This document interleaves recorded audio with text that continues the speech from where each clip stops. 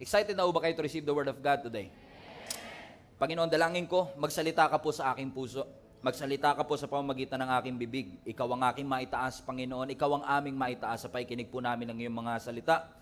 As we study the smartest book in the world, I believe this is not just informational. This is not just inspirational. This is not just motivational. Your word is transformational. It has the power to change our perspective, our belief system, and the trajectory of our lives. So as we study it today, allow us, Lord God, not just to approach this from an historical context, to an historical viewpoint, to a scientific viewpoint, but allow us to approach this, Lord God, from a spiritual viewpoint, na ang bawat isa po sa amin ay mabago ng iyong mga salita. Salamat ng maraming marami. Ito ang aming panalangin sa pangalan ni Jesus. Amen.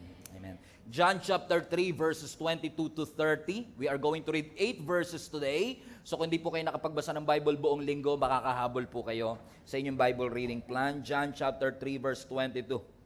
After this, Jesus and his disciples went out into the Judean countryside, where he spent some time with the disciples and baptized them. Now John was also baptizing at Aenon near Salim, because there was plenty of water, and people were coming and being baptized. This was before John was put into prison. 25. An argument developed between some of John's disciples and certain Jew over the matter of ceremonial washing.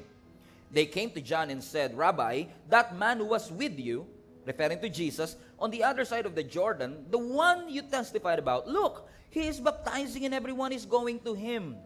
To this, John the Baptist replied, "A person can receive only what is given them from heaven. You yourselves can testify that I said I'm not the Messiah, but I am sent ahead of him.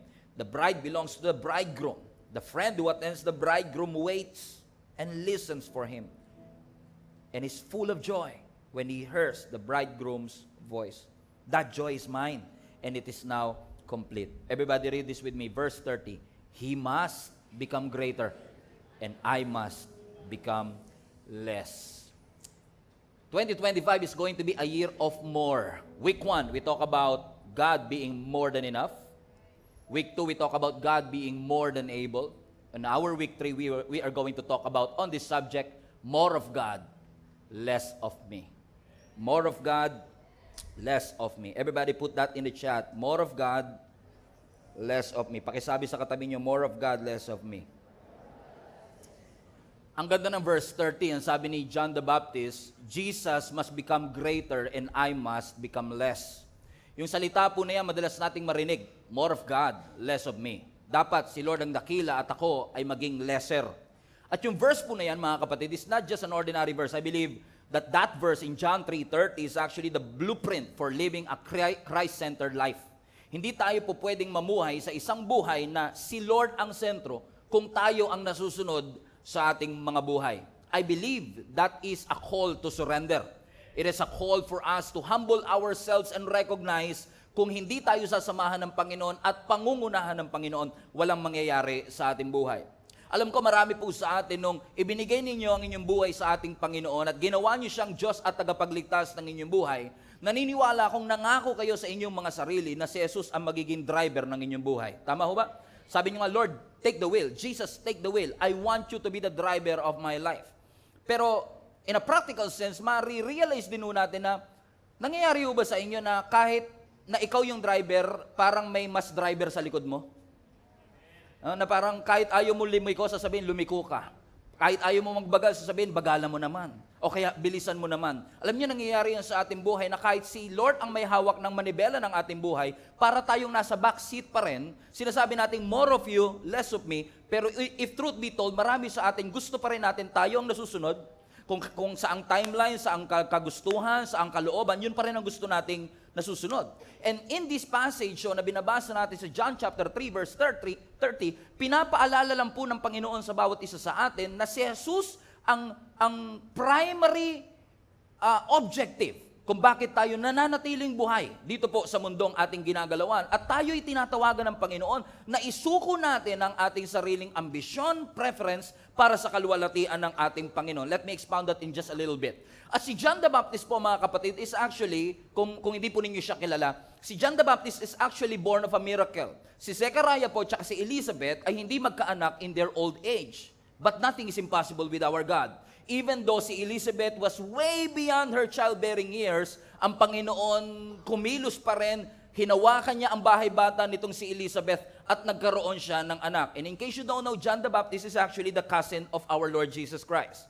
Itong si John the Baptist, actually, ang role niya is to become a forerunner of Jesus Christ. He was the foreshadow. Kumbaga parang kinikilala itong si John the Baptist to be a prophet na nagpipreach ng repentance at ginagamit ni John the Baptist yung baptism in water as a commitment of every believer na talikuran ng kanilang mga kasalanan.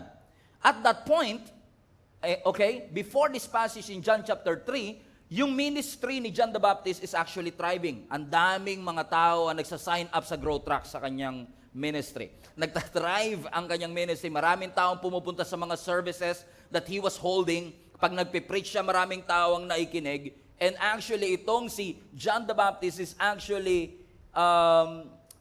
kinikilala to be one of the greatest person at that point in time.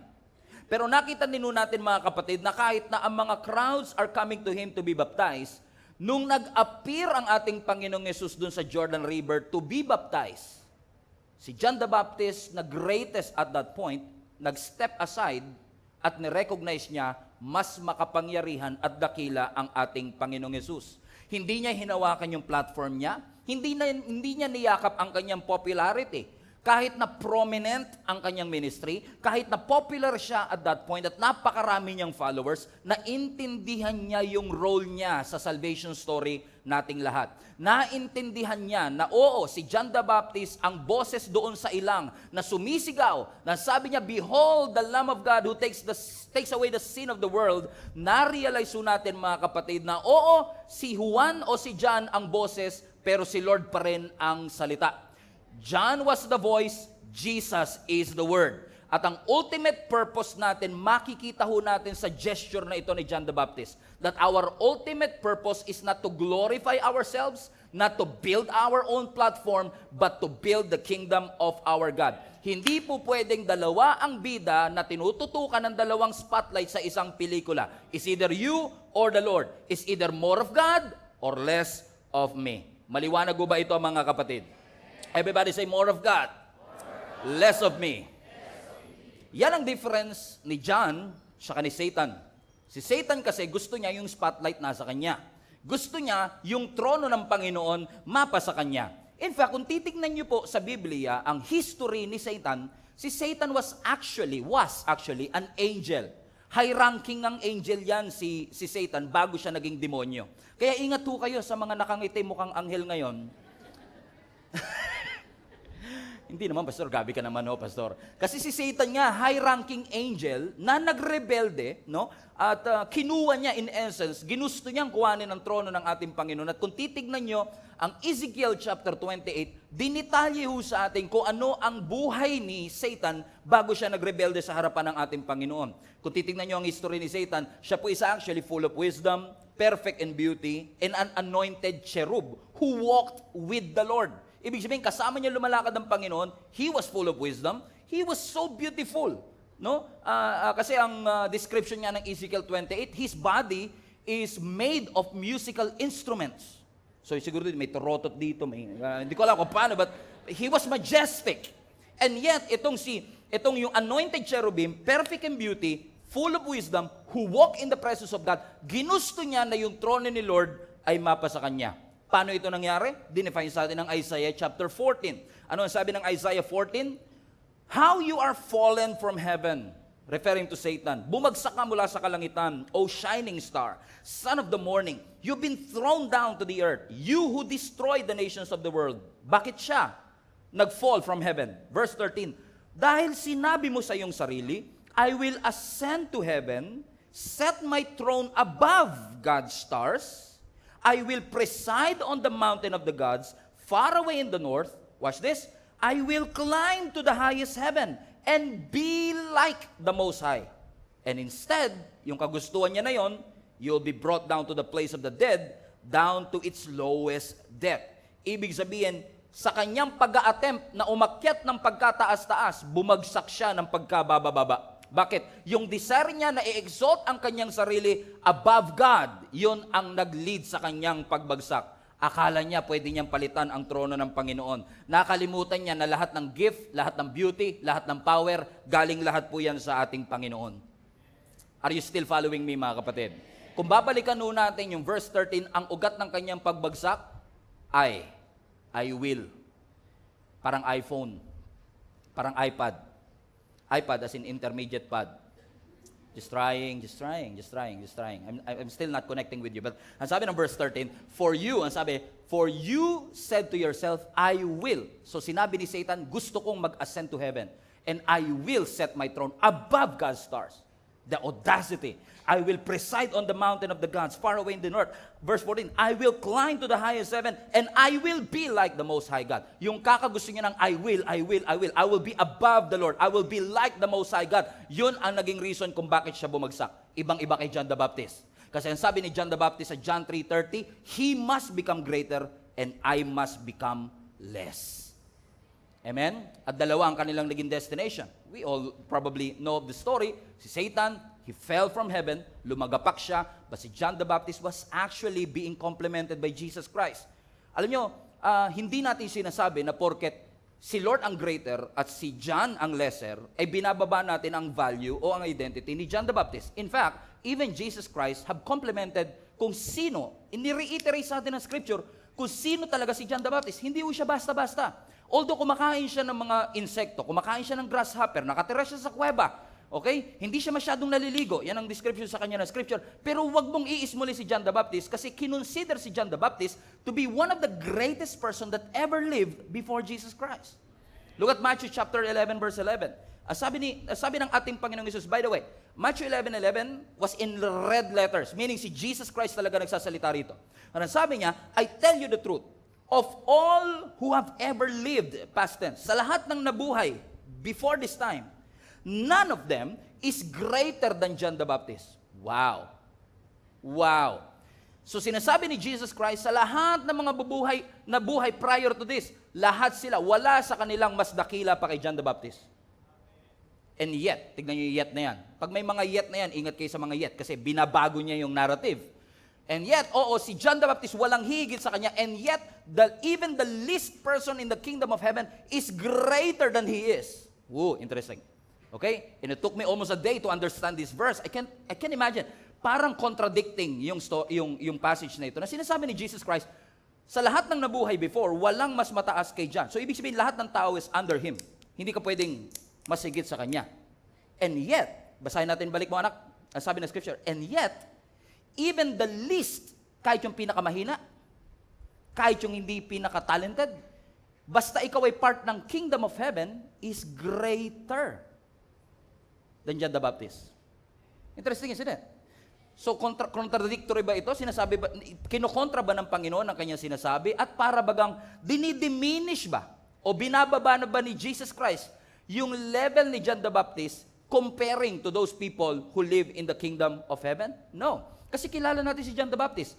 Kung hindi niyo po siya kilala, siya po ang huling propeta ng Old Testament. Siya ang itinuturing na nag-bridge. Kasi di ba, after Old Testament, 400 years of silence, and then New Testament, and he was the voice. Sabi niya, merong boses sa ilang na sumisigaw, preparing the way for Jesus Christ. So siya ang nag-bridge from Old Testament to the New Testament. Meron siyang unique role sa salvation story natin, pero hindi ibig sabihin nitong bumaba o na-diminish ang kanyang value, pero sinasabi lang ng ating Panginoon sa atin, watch this, ine-emphasize ng Panginoon that because John lived in the Old Covenant, those who live in the New Covenant is greater than he is. Because as Jesus is, so are we in this world. Naunawaan niyo mga kapatid, that those who live under the covenant of God's grace, that those who live believing that we are not saved by our own merits, by our own efforts, kundi sa pamamagitan ng ating Panginoong Hesus, lahat tayo is actually greater than He is. Meaning, lahat po tayo na namubuhay at naniniwalang si Kristo'y namatay, nilibing at muling nabuhay para sa bawat sa atin ay greater kay John. Paano nangyari yun, Pastor? Hindi greater because of our merit, accomplishment, galing at talent. We are greater because the greater sacrifice was given to us. And that is our Lord Jesus Christ who died, buried, and rose again from the dead. So ibig sabihin, ini-emphasize lang dito ng ating Panginoong Hesus yung transformative power ng New Covenant. That because we live in the New Covenant, hindi tayo greater dahil mas magaling tayo kay John the Baptist, pero mas magaling yung sacrifice natin. So, bumabalik pa rin kay Jesus. Mas matindi pa rin si Jesus as a sacrifice kaysa kay John the Baptist as a preacher. Does it make sense? So, balikan nyo na lang sa YouTube pagka hindi masyado. So, kung makikita nyo mga kapatid, kung makikita ninyo, no, even in the baptism, no, nung dumating ang ating Panginoong Hesus, si John the Baptist ang bida sa kanyang, alam niyo yung ibig sabihin ko, yung bida sa kanyang ministry. Like, people are looking for Him. People are coming for Him. Dinadayo siya ng mga tao to be baptized.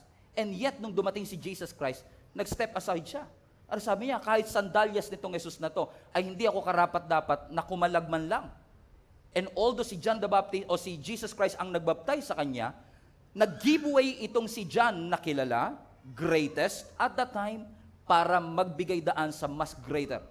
At yan yung ating Panginoong Hesus. So ibig sabihin, He must be greater, I must decrease. Everybody say decrease.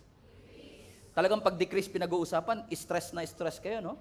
Parang mas maganda yung topic last Sunday, Pastor. Parang mas gusto ko yung mga more than enough, o kaya yung mga more than able. Pero pag maganyan, more of God, less of me, pwede ba mag-CR muna ako muna? Parang di ko trip yung mga ganyang message. I want a message that will inspire me and motivate me. But you know what? You will see, mga kapatid, throughout this message that even in the tiniest and smallest part of our lives, we need to put God at the center of it. Kasi sabi, di ba, He must be greater, I must decrease. Now, listen, hindi porke sinasabi nating nagdi-decrease tayo, bumababa value natin. Ang ibig sabihin lang na nagdi-decrease tayo, nag-shift yung focus natin mula sa sarili, papunta sa Panginoon. So, you're not looking at yourself, you are looking to the Lord.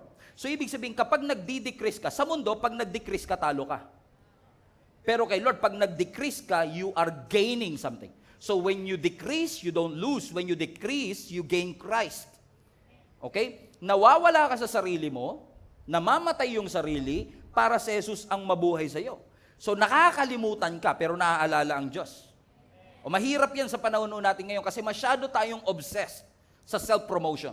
All of us have our own platforms on social media. On average, bawat tao ay meron daw pong at least 2,000 friends on Facebook.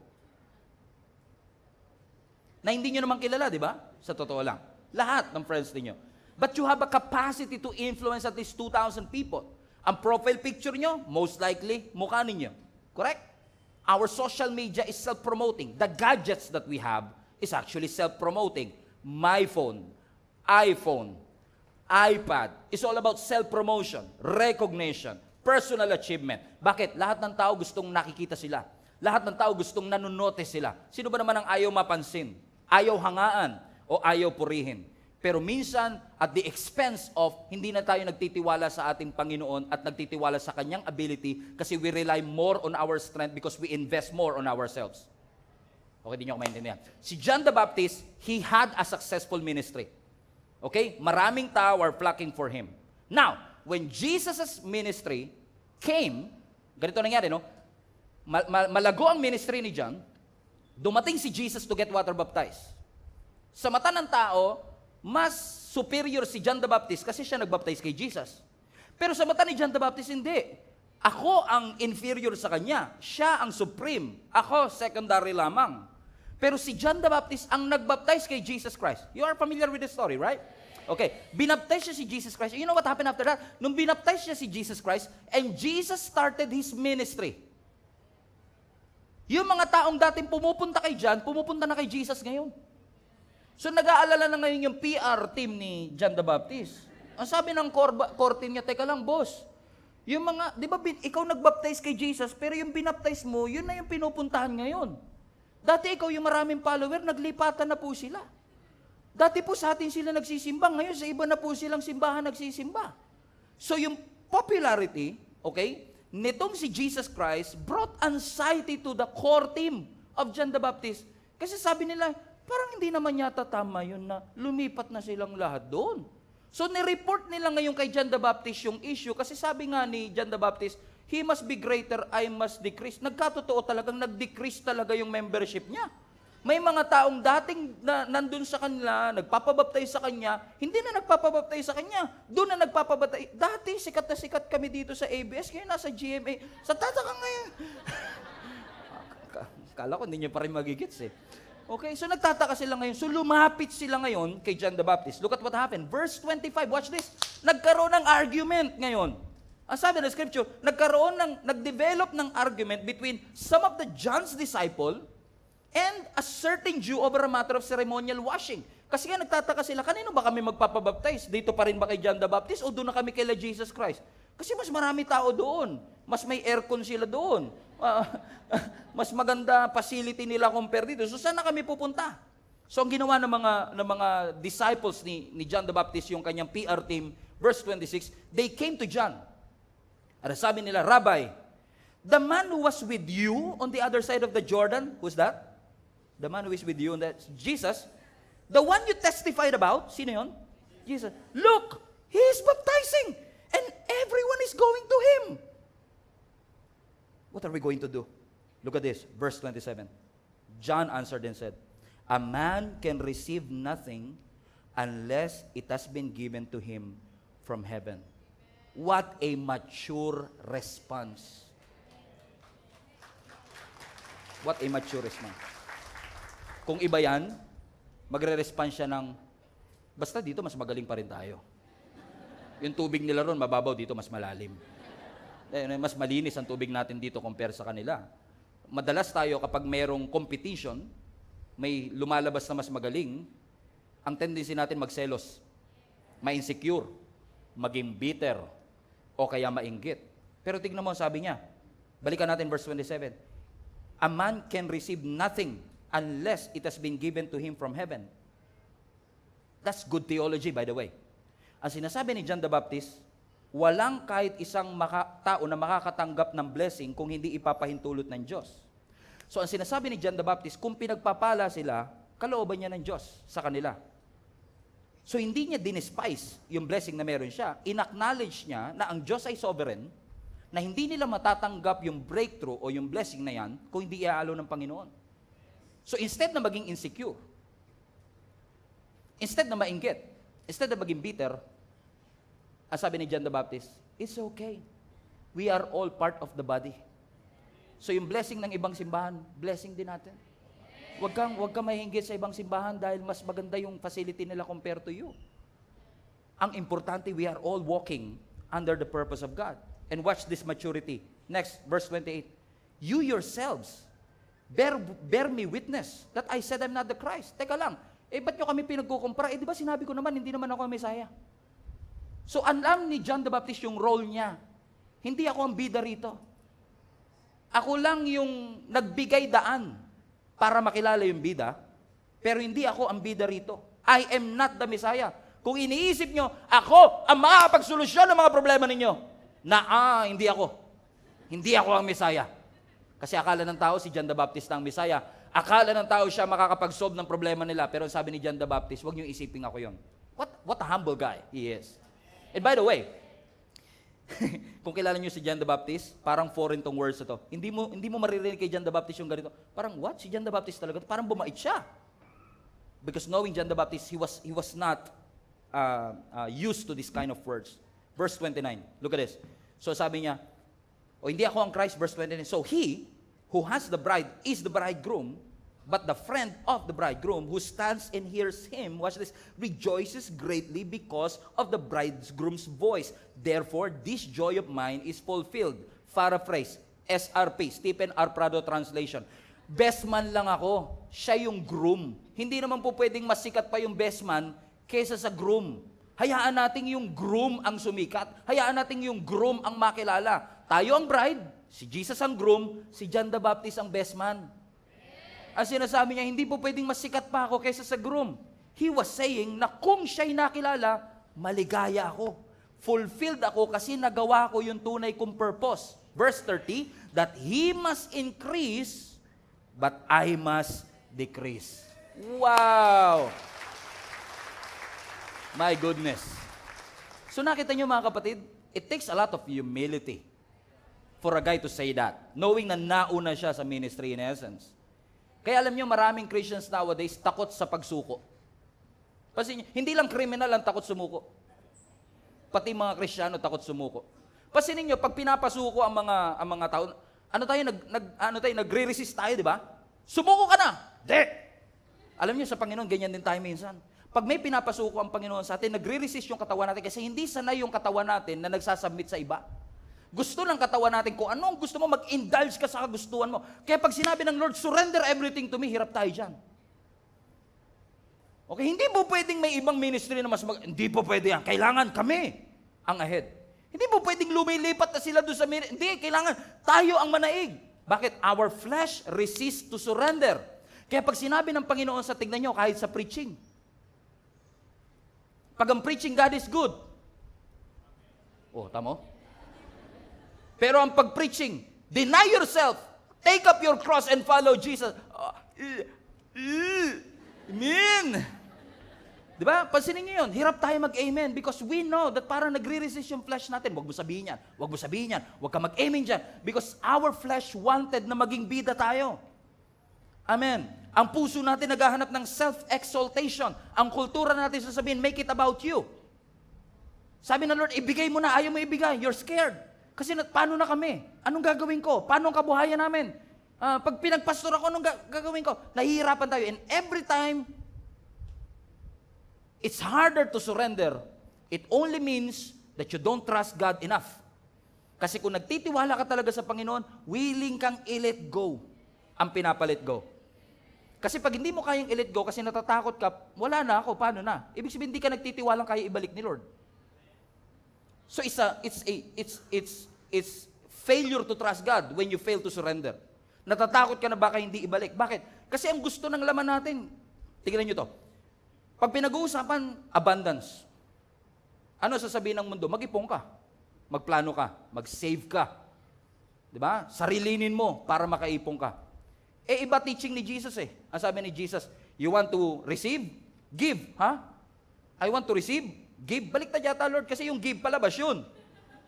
Gusto ko nga mag-receive Di ba dapat keep? Hindi, sabi ng Lord, give. Ha? Kasi nga upside down kingdom Correct? Sabi ng Lord, love your enemy. Ha? Yung enemy, inaaway po yan. Iba nga, pinapatay po Pero yung enemy, mamahalin ko, upside down kingdom. Hindi, nagre-resist yung katawan natin. Kaya nung nag-resist yung katawan natin, nung sinabi ng Lord, love your enemy, sabi ng Lord, sige, kung di nyo kayang mahalin pa, pag-pray nyo na lang. Ha? Sige Lord, walang problema. I pray Lord, matisod siya, mabilaukan, mamatay po sa heart attack. Ganun. Pero hindi yun Ang sabi ng Lord, ipag-pray mo ang kanyang kabutihan. At sabi ng scripture, kung hindi mo pa rin kayang ipag-pray, pakainin mo. Patay na tayo lalo dyan. Pwede yun, kung may baygo na kasama, Lord, okay.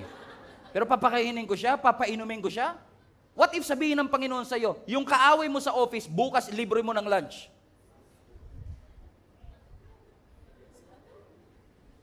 Kasi God wants you to deny yourself of revenge.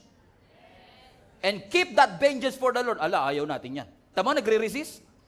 Hindi nga kayo maka-amen masyado Kasi yung sinful nature natin, sa spirito, iba yan. Kasi, minsan yung, alam mo yung born again ka, pero yung bibig mo hindi. Ganun minsan, may naiiwan. Lord, tinatanggap kita bilang aking Panginoon, pinapapasok kita sa puso. O sabi sa puso sabi ni Satan, puso lang pala, yung uso mo akin na lang. Di ba? Pansin nyo yun? Di ba? Nagre-resist kasi nga, iba yung spirit na born again, yung soul hindi pa. Okay. Sino sa inyo, wag na kayong tumaas ang kamay, baka mabuko kayo ng katabi ninyo. Munti ka nang hindi dumating kanina. Munti ka nang hindi umaten. Kasi sabi ng kaluluwa mo, ba't ka pa pupunta ng 12 noon? Magpahinga ka na lang, day off mo Ang sabi ng spirito mo, kailangan mo yan. Makakarinig ka ng salita that will help you to get through this week. Ang sabi ng kaluluwa mo, wag na, mamamasahe ka, maliligo ka. Tsaka late ka na rin naman. Huwag ka nang tumuloy. Tama? Tama, nagtatalo? Born again ka na, ha? Kasi yung naborn again, kaya alam nyo, pag nag-pray kayo ng salvation, kumpletuhin nyo, baka maiwan yung paa. Maiwan yung bibig. I'm just kidding. Of course, I'm just exaggerating. But you get the point. Minsan yung sinful nature natin, tsaka yung Espiritu ng Diyos, hindi magtugmayan. Amen? So, kaya sinasabi ng Panginoon, more of Him, less of me. Ibig sabihin, kailangang mamatay ito. Para wala siyang magawa kundi sumunod sa sinasabi ng Panginoon. Galatians 5:17. The sinful nature wants to do evil. Amen? Oh, which is just the opposite of what the Spirit wants. And the Spirit gives us desire that are opposite to what the sinful nature desires. And these two forces are constantly fighting each other, arguments, so that you are not free to carry out your good intentions. So kahit good ang intentions mo, may naglalaban sa puso mo. Doon natin nabubuo yung gusto mong bumait, hindi mo magawa. Kasi you really wanted to. You mean well. But you keep on failing over and over again. And that, my friends, ladies and gentlemen, every time we fail to surrender our lives, that is a sign of pride. Alam niyo po ba na ang pride o ang self-righteousness, self-entitlement o kayabangan is actually a poison, lason? Pride ang dahilan kung bakit na-kick out si Adan sa Garden of Eden. Pride ang dahilan kung bakit na-kick out si Lucifer doon sa langit. Pride ang dahilan kung bakit si Saul na-kick out sa kanyang kingdom. Yung flesh natin, mananatiling buhay yan hanggat pinapakain natin. If we keep on giving what our flesh wants, it will die. Alam niyo po ba kung bakit? Alam niyo po ba na iyan ang isa sa mga reason kung bakit ini-encourage ko kayong mag-serve. Ini-encourage ko kayong mag-join ng link up group. Kasi yung flesh mo ayaw eh. Busy ako eh. May gagawin pa ako mamaya. Tama? Mag-serve kayo, magpagamit kayo sa Panginoon. Pwede naman ako maging Kristiyano na hindi nagpapagamit sa Panginoon. Mapupunta pa rin naman ako sa langit. Doon na lang ako magsaserve after that. Di ba? Yun ang magre-resist talaga yung katawan natin. Or, kung nagsiserve ka naman, is, you've been serving the Lord for 30 years, at 30 years ka na rin hindi na move sa presence ng Lord. And that's a tragedy, by the way, na naglilingkod ka pero hindi ka na move ng presence ng Lord, so routinary na lang siya. You don't have the presence anymore. Kaya isa sa mga motto natin, naka-flash yan doon sa backstage natin, presence over presentation. Bakit? Ang habol natin, presensya, hindi presentasyon. Ang gusto natin, maranasan natin ang presensya ng ating Panginoon. So, huwag ka na magtaka kung may mga taong magpipray, Lord, gamitin niyo ako. Lord, use me. Lord, use me. Lord, use me. 3 years later, ba't ganun? I feel used. Bakit? Kasi pag ginamit na ng Panginoon, nawawala na tayo minsan, nabubuhay uli. Kaya minsan yung namatay na, kasi may mga patay na nagbumulto pa eh. Sabi mo, namatay na ako sa bisyo na to, nagbumulto yan. Kaya ingat ka. Kasi self-reliant na tayo minsan. Alam mo, ang totoong patay, hindi na nakakarinig, hindi na nakakakita, wala na yung kakayanang tumawag pa. So kung nakakarinig pa siya, hindi pa siya patay, half dead lang. Baka comatose pa lang. Inasumo na kagad. Amen? Our self needs to die. Kasi pag namatay yung sarili, dun magbubunga ang banal na Espiritu sa ating buhay. Sino sa inyo gusto nyo maging kamukha ni Jesus? Amen. Hindi maging kamukha ni Pastor Stephen, lugi kayo. Hindi maging kamukha ng kahit sino, kundi gusto natin maging kamukha tayo ng Panginoon. Alam nyo ba na yung Christ-likeness na yan, yung pagiging kamukha natin ni Jesus, yan ang greatest demonstration na nag-work ang ang Holy Spirit sa buhay ng ibang tao. So hindi mo po pwedeng sabihin na nag-work ang Holy Spirit sa kanya pero hindi niya kamukha si Kristo. Kasi pag nag-work ang Holy Spirit sa atin, magiging kamukha mo si Jesus. So, hindi pwedeng nag-speaking in tongues ka, pero hindi ka mabait. So, you have the gift, but you don't have the fruit. Komprende? So, nagpe-pray ka sa mga may sakit, pero mayabang ka. May knowledge, pero hindi patient. So, you can have the power, so to speak, the gift, but don't have the fruit. And that's not Christ-likeness. Ibig sabihin, something or somebody needs to die from the inside para hindi na siya makapenetrate pa, kundi hahayaan natin ang Holy Spirit. And how is that possible? Surrender. As sabi ni Apostle Paul, Romans chapter 12, verse 1, therefore, I urge you, brothers and sisters, in view of God's mercy, to offer your bodies as a living sacrifice, holy and pleasing to God. This is your true and proper worship. Ano sa Preacher's Academy, lagi ko tinuturo yung context. Context is everything. For example, in this verse, balik mo nga anak, it started with therefore. So kapag nag-start siya ng therefore, hindi ibig sabihin niya yung unang-unang statement. Something happened before that. Kaya niya nasabing therefore. So minsan kasi nakafocus lang tayo, sabi ng Bible, i-offer mo ang iyong katawan as a living sacrifice. Pero ano yung premise? Kaya hindi natin ma-offer, hindi kasi natin alam yung before. Amen? Ayaw niyo mag-amen ha, baka mabuko eh. Okay? Pero we don't have time to study the whole context of it kasi ang pinaka-context para maintindihan mong Romans 12 verse 1, wag muna tanggalin na ka, Romans 12:1, so first verse siya is to go back to Romans 11. 10, 9, 8, 7, 6, 5, 4, 3, 2, 1. So for you to understand Romans 12, you have to read 11 chapters. Romans 1 to 11, kung saan sinabi ni Apostle Paul yung beauty ng grace ng Panginoon. Na ang Diyos natin is so merciful and gracious that He died on the cross for all our sin. He offered Himself to us, therefore.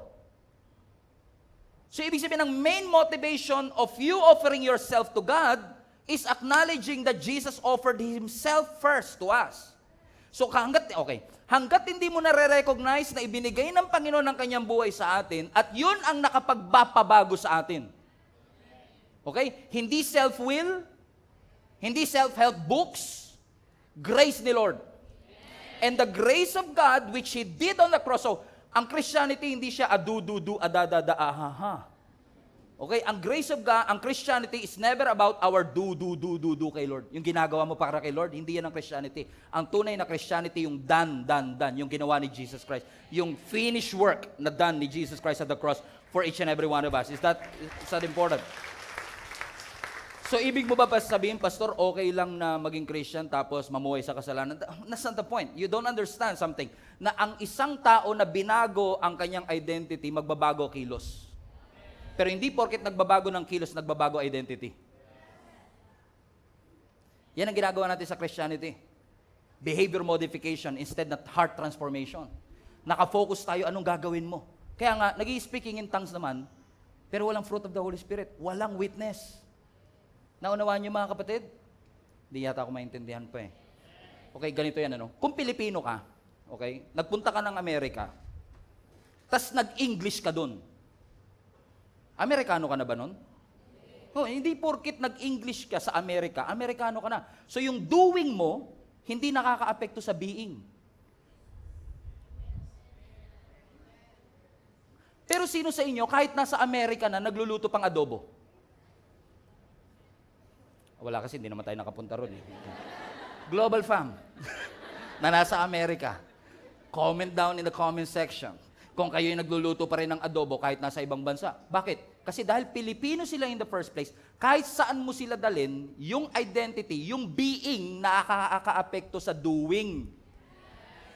So, hindi siya yung, porket nagpunta ka lang sa Amerika, nag-English ka, Amerikano ka na kagad. Bakit yung doing mo hindi makaka-apekto sa being yan? And we are faking, kaya tayo fake it till we make it lang tayo minsan sa Christianity natin.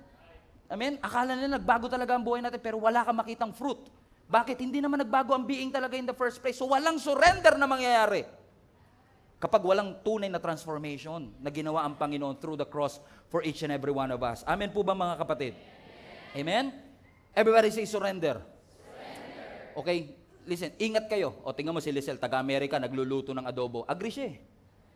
Bakit? Hindi porket nasa Amerika ka, yung pagiging Pilipino mo nabago na. Andun pa rin yun kasi identity mo yun eh. Pag may identity ka, nakaka-apekto yun sa ginagawa mo. Correct? Mga kapatid? So, as a Christian, it's very important for us to surrender our lives to Him. Everybody say surrender. Balik mo anak kay Romans 12. I urge you. Kaya ngayon na alam nyo na ang grace ng Panginoon, Romans 12:1 please, I urge you brothers and sisters that you offer your bodies as a living sacrifice. Everybody say living. At yung sacrifice na yan, yung buhay natin, ano daw, is our reasonable or true and proper worship. Pansinin nyo, para ma-offer mo ang sarili mo, you have to sacrifice. So ibig sabihin, listen to me, napansin nyo ba na si Satan, hindi niya tinanggal ang surrender sa vocabulary natin. Hindi niya sinabing don't surrender at all. Kahit kay Satan, nagsumusuko pa rin eh. Pero ang gusto ni Satan, sumuko ka sa created, hindi sa creator. So, ang sinasabi ng Panginoon sa atin, if we want, okay, na more of God, less of us, we really have to surrender ourselves as a living sacrifice, and that is our reasonable worship. We need to die on ourselves. Ang sacrifice, somebody needs to die. The blood must shed. So we need to die on ourselves. Kailangan mamatay yung lumang Stephen, And if anyone is in Christ, is in new creation. Yung bagong Stephen mabubuhay, yun ang aking living sacrifice. So ang tunay na Kristiyano, walking dead. You're working for the Lord, walking with God, but you're dead to yourself. Patay na lumang pagkatao.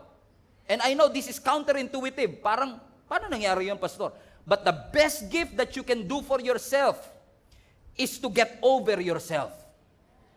Now, I understand sa kultura natin, mahirap yan. Kasi minsan sa gesture pa lang makikita mo na eh. Halimbawa, noong unang panahon, sino sa inyo nakaabot pa na wala pang selfie tsaka wala pang Facebook? Taas kamay. Wala pang Friendster. Inaabutan nyo. Yung kahit digicam, wala pang digicam nun. Naalala nyo? Wala pang digital camera. Sino sa inyo yung nakaabot pa? Okay, ng ganon. Yung parang analog, ano lang tayo. So, hindi lahat ng tao may hawak na camera, hindi lahat ng tao may hawak na cellphone because sa panahon natin ngayon, lahat may hawak na cellphone. Anong ginagawa nyo pag nagpupunta kayo sa, let's say, waterfalls? Nagpunta kayo sa Pagsanhan Falls. Anong ginagawa nyo?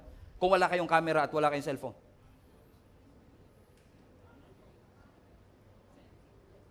Di ba pag nakita mo yung waterfalls? Wow! Di ba we admire the waterfalls, correct? Sa ngayon? Picture mo ako. O, tapos yung waterfalls, blurred pa yun, ikaw pa yung malinaw. Okay? Bakit? Because we focus so much, sabi mo, ang ganda ng waterfalls. Pero, yung waterfalls, yan hindi na makita, ikaw na yung nakita dyan. Tapos sabi mo, no filter. Pero camera 360 gamit. Punong-puno ng filter ang kapal-kapal. Because, why? If truth be told, napansin niyo mga kapatid, we are more focused on ourselves. Biruin mo to, no? Babatiin mo yung kaibigan mo kasi happy birthday, pero picture mo yung, paano nangyari yun? Diba, happy birthday, bestie, pero yung unang-unang picture siya. Diba? Of course, I'm not judging it, pero napapansin niyo mga kapatid that we are more and more leaning towards self-affirmation, self-promotion. Sarili natin, pinopromote natin. We all have our Facebook wall that promotes, in essence, our activities. Anong kinain natin, anong sinuot natin, saang bansa tayo nagpunta, anong ginawa natin sa lugar na yun. Kaya nga, it is a challenge for each and every one of us na tawagin ng Panginoon in this generation, hey, more of God, less of you. Amen? More of God, less of you. You want me to make it practical? More posts about God, less posts about you. Di ba? Ano ang sabi ng Psalms 34 verse 3? And I'm not telling you that because I'm against ako social media. In case you don't know po, kung kayo po'y bisita namin, I have my own social media account. Di ba? But, we must use our platform to glorify the Lord. Ano sabi ng Psalms 34 verse 3? Basa, O magnify the Lord with me. Let us exalt His holy name. His name together. Everybody say magnify. So pag minamagnify mo, pinapalaki mo. Ang tanong, mapapalaki mo pa ba ang Diyos? Malaki na siya. He's already infinite. Pero kaya natin sinasabing magnify the Lord with me is that we have to perceive Him as greater than ourselves. So hindi mo siya pinapalaki, ginagawa mo siyang mas dakila sa iyong buhay. Binabago mo ngayon yung focus mo para mas maging dakila ang Panginoon at hindi tayo. So hindi problema ang pagiging malaki ng Diyos. Ang problema, yung focus natin. We're focused on our worries, on distraction, on challenges in our lives. Sabi ng Lord, more of Him, less of us. I-elevate mo ang Lord above your circumstances. After all, kaya ka nag-i-exist dahil sa Panginoon. Ang purpose mo galing sa Panginoon. Your ability to thrive is dependent on your relationship with God. Hindi ka makakasurvive sa mundong ito na flourishing kung hindi mo kasama ang ating Panginoon. A life apart from God is an empty life. Kapag wala ang Diyos, our life will be empty. Kung wala ang Diyos, wala kang identity. Kung wala ang Diyos, wala kang purpose. Kung wala ang Diyos, wala kang lakas. Kung wala ang Panginoon, you are lost. But when you have God, you have everything. You have to acknowledge your need for your God. Amen? You have to acknowledge. Kaya pala sabi ni Apostle Paul, and I will make this practical before we close. So whether you eat or drink, 1 Corinthians 10:31, whether you eat or drink, or whatever you do it all for the glory of God. Wow. Wow. Whether you eat or drink, wow. Whatever you do it for the glory. Wow. Whether you eat or drink, wow. Alam niyo bakit ako napapawaw? Kasi many of us has this misconception na pag sinabi mong do it or for the glory of God, lagi yung mga malalaking bagay, mga majestic things, mga grand things. No? Like, nagpastor, yun. He's doing it for the glory of God. Nag-lead ng worship, uy, he's doing it for the glory of God. Nag-serve sa ministry, wow, he's doing it for the glory of God. Eh, ikaw, hindi ka nagsaserve. Hindi ako namumuhay para sa kalwalatian ng Panginoon. But this verse breaks it all. Sabi niya, whether you eat or whether you drink. So yung paraan ba ng pagkain natin, nakaka-glorify kay Lord? Naku, mukhang hindi po, Lord. Mukhang hindi mag-glorify. Biruin mo po, pork chop ang ulam namin, nagpe-pray ako, Lord, sana po maging kalakasan to ng katawan namin. Sabi ng Lord, paano magiging kalakasan ng katawan niya? Puro tabayan, anak. Oh. Tapos pagka high blood ka, sasabihin mo, inaatake ka ng Diablo. Oh, crispy pata yun. Whether you eat or drink. Ano sabi ng scripture? Or whatever you do it for the glory of God. Parang hirap, no, pag iniisip mo. Pero think about this. Pag sinabi ng Lord na, whatever you do it for the glory of God. How many among you wants to do it for God, not for yourself? And listen to me. When you do it for God, that's worship. Offer your bodies as a living sacrifice, which is your reasonable worship. So if whatever I do it for Him, all of a sudden, everything that you do becomes your worship. So worship is not a moment on Sundays. It's a lifestyle. Kung iniisip natin yung worship, pag pumunta ka dito, kumanta kami 30 minutes, that's worship. That's worship too. But kahit nasa bahay ka, nagsasahing ka, if you do it for yourself, that's not worship. If you just do it for your family, that's not worship. But if you do it for God, that is worship. Worship is not a moment. It is a lifestyle. Wow. So mapapansin nyo, kahit mundane yung ginagawa ko, nagiging meaningful. Kahit routine, nagiging purposeful. Bakit? Kasi alam ko, gagawin ko to para sa kalwalhatian ng ating Panginoon. So, kapag ginagawa mo yan para sa kalwalhatian ng Panginoon, nasa trabaho ka man, nasa bahay, nasa school, or wherever you are, even yung pinakasimpleng task na gagawin mo after this, magluto, maglinis, magpatugtog, kumain, matulog, even the simplest task, based on this verse, is now carrying a significant eternal value. So it's not just an ordinary routine. I am worshiping the Lord. Amen? Agree? Kaya pala sabi ng Panginoon, di ba? More of God, less of us. Alam niyo kung bakit? Sa totoo lang, kung wala ang glory ng Diyos, wala naman tayong glory.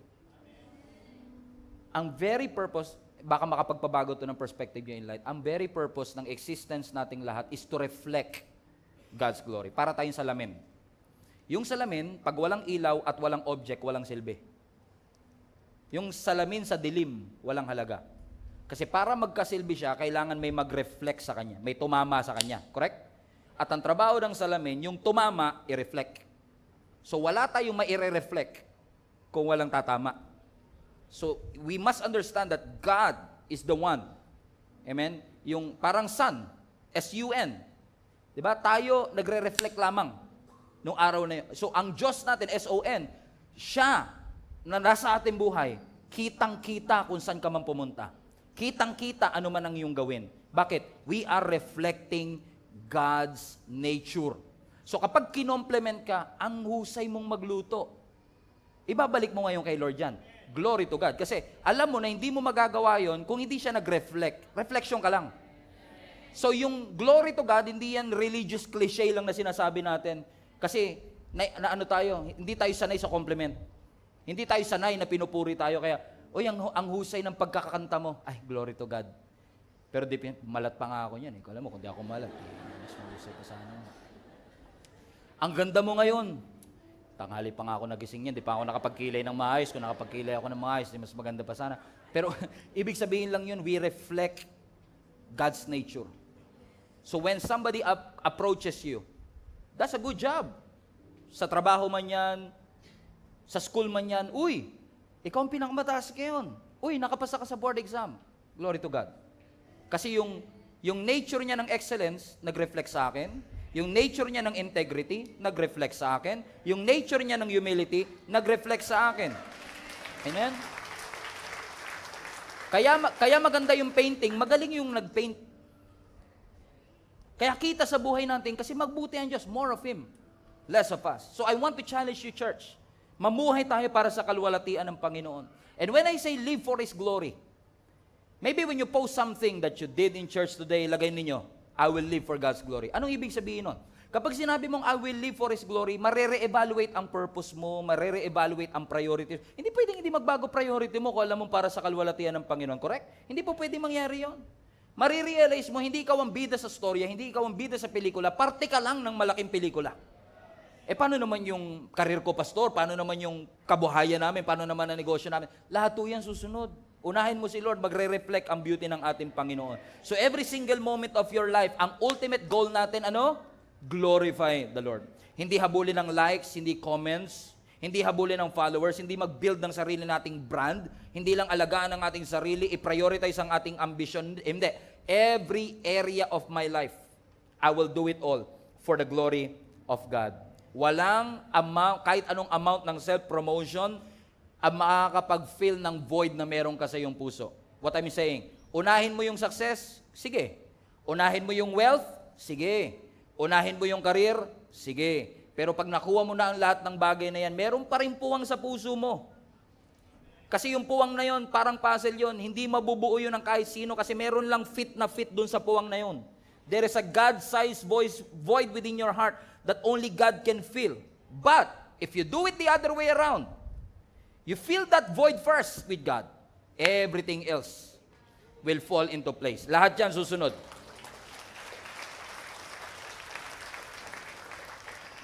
Sure, Pastor? Yes. Bakit? Kasi ang design mo to glorify the Lord. Yun ang design mo talaga. Babalik ka lang sa design. Babalik ka lang kasi you are not made to glorify yourself. You are made to glorify the Lord. So anong bottom line? Basahin niyo po ito. Ito ang bottom line natin. Living for God's glory means surrendering the need to be seen or celebrated so that God can be exalted through us. That's the bottom line. Ang tunay na sinasabi natin more of God and less of us is living for God's glory. Isusurrender natin yung pangangailangan o kagustuhan nating ma-recognize, ma-celebrate, makilala para maparangalan natin ang ating Panginoong Hesus.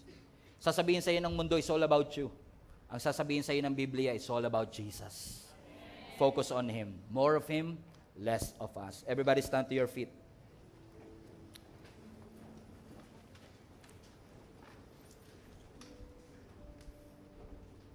Sino sa inyo gusto nyo mag-succeed at mag-thrive dito sa mundong ginagalawan natin? All of us, right? Katulad ng isda, lagay mo siya sa lupa, mamamatay siya. Katulad mo, kung wala ka sa presensya ng Diyos, you're going to die. You need to be inside God's will for you to thrive in this world. And let me pray for you that as we go through our weeks today, as we remember, Lord, you are more than enough. Lord, you are more than able.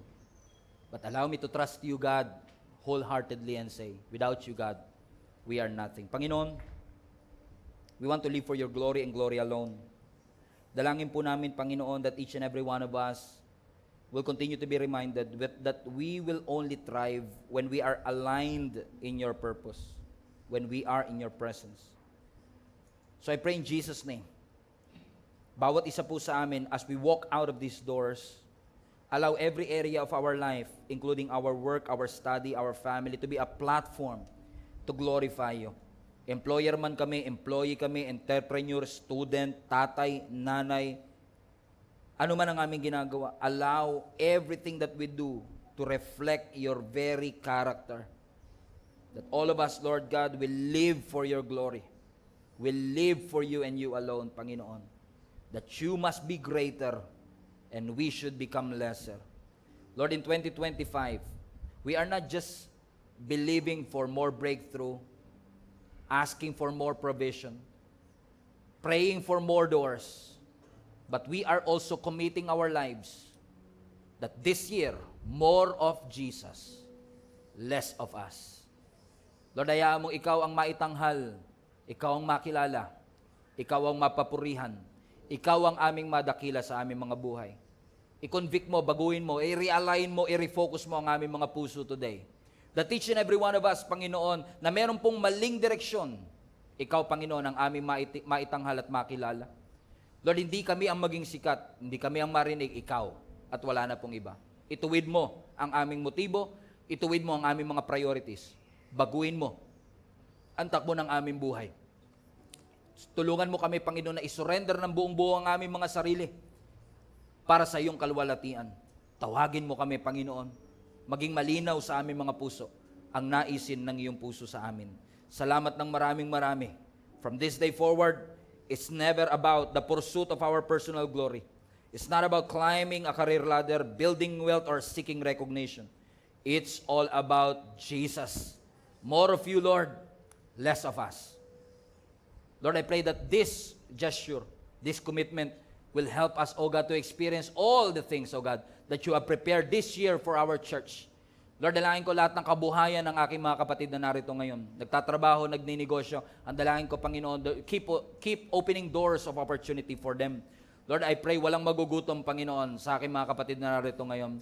Lord, ang aking dalangin, O Diyos, abundance, overflow, ang maranasan po nila, Panginoon. We are believing for more, Panginoon, this year, and I'm praying for more opportunities. Lord, I'm praying, Lord God, that you will continue to pour out, Lord God, an overflow in our lives today. I-bless niyo po ang lahat ng aming kabuhayan, lahat ng nagtatrabaho physically, ilayo mo sa karamdaman, ilayo mo sa disgrasya, ilayo mo sa kapahamakan, makapagtrabaho ng maayos, Lord God, kumita ng maayos, maparangalang kasan man kami pumunta, at ikaw ang mabigyan namin ng karangalan at papuri. I'm blessing the entire global family, Lord God, who are listening under the sound of my voice, and I'm releasing that breakthrough and that blessing. I'm releasing that provision, O God, that you have in store for each and every one of them. We are believing for a happy, successful, life-changing week, Panginoon, para sa amin. We honor you and we thank you. Taas po natin ang ating dalawang kamay. I pray that the Lord will continue to bless you and keep you. Make His face shine on you. Be gracious to you. Turn His face towards you and give you peace, and may the blessing of God Almighty, the Father, the Son, and the Holy Spirit be among you and remain with you always. In Jesus' name we pray. Amen. God bless you, church. Hello, Global Family. Thank you for watching. If this message have impacted your life, please consider subscribing. Let us know in the comments what God spoke to you today. Where are you streaming from? Or how can we pray for you?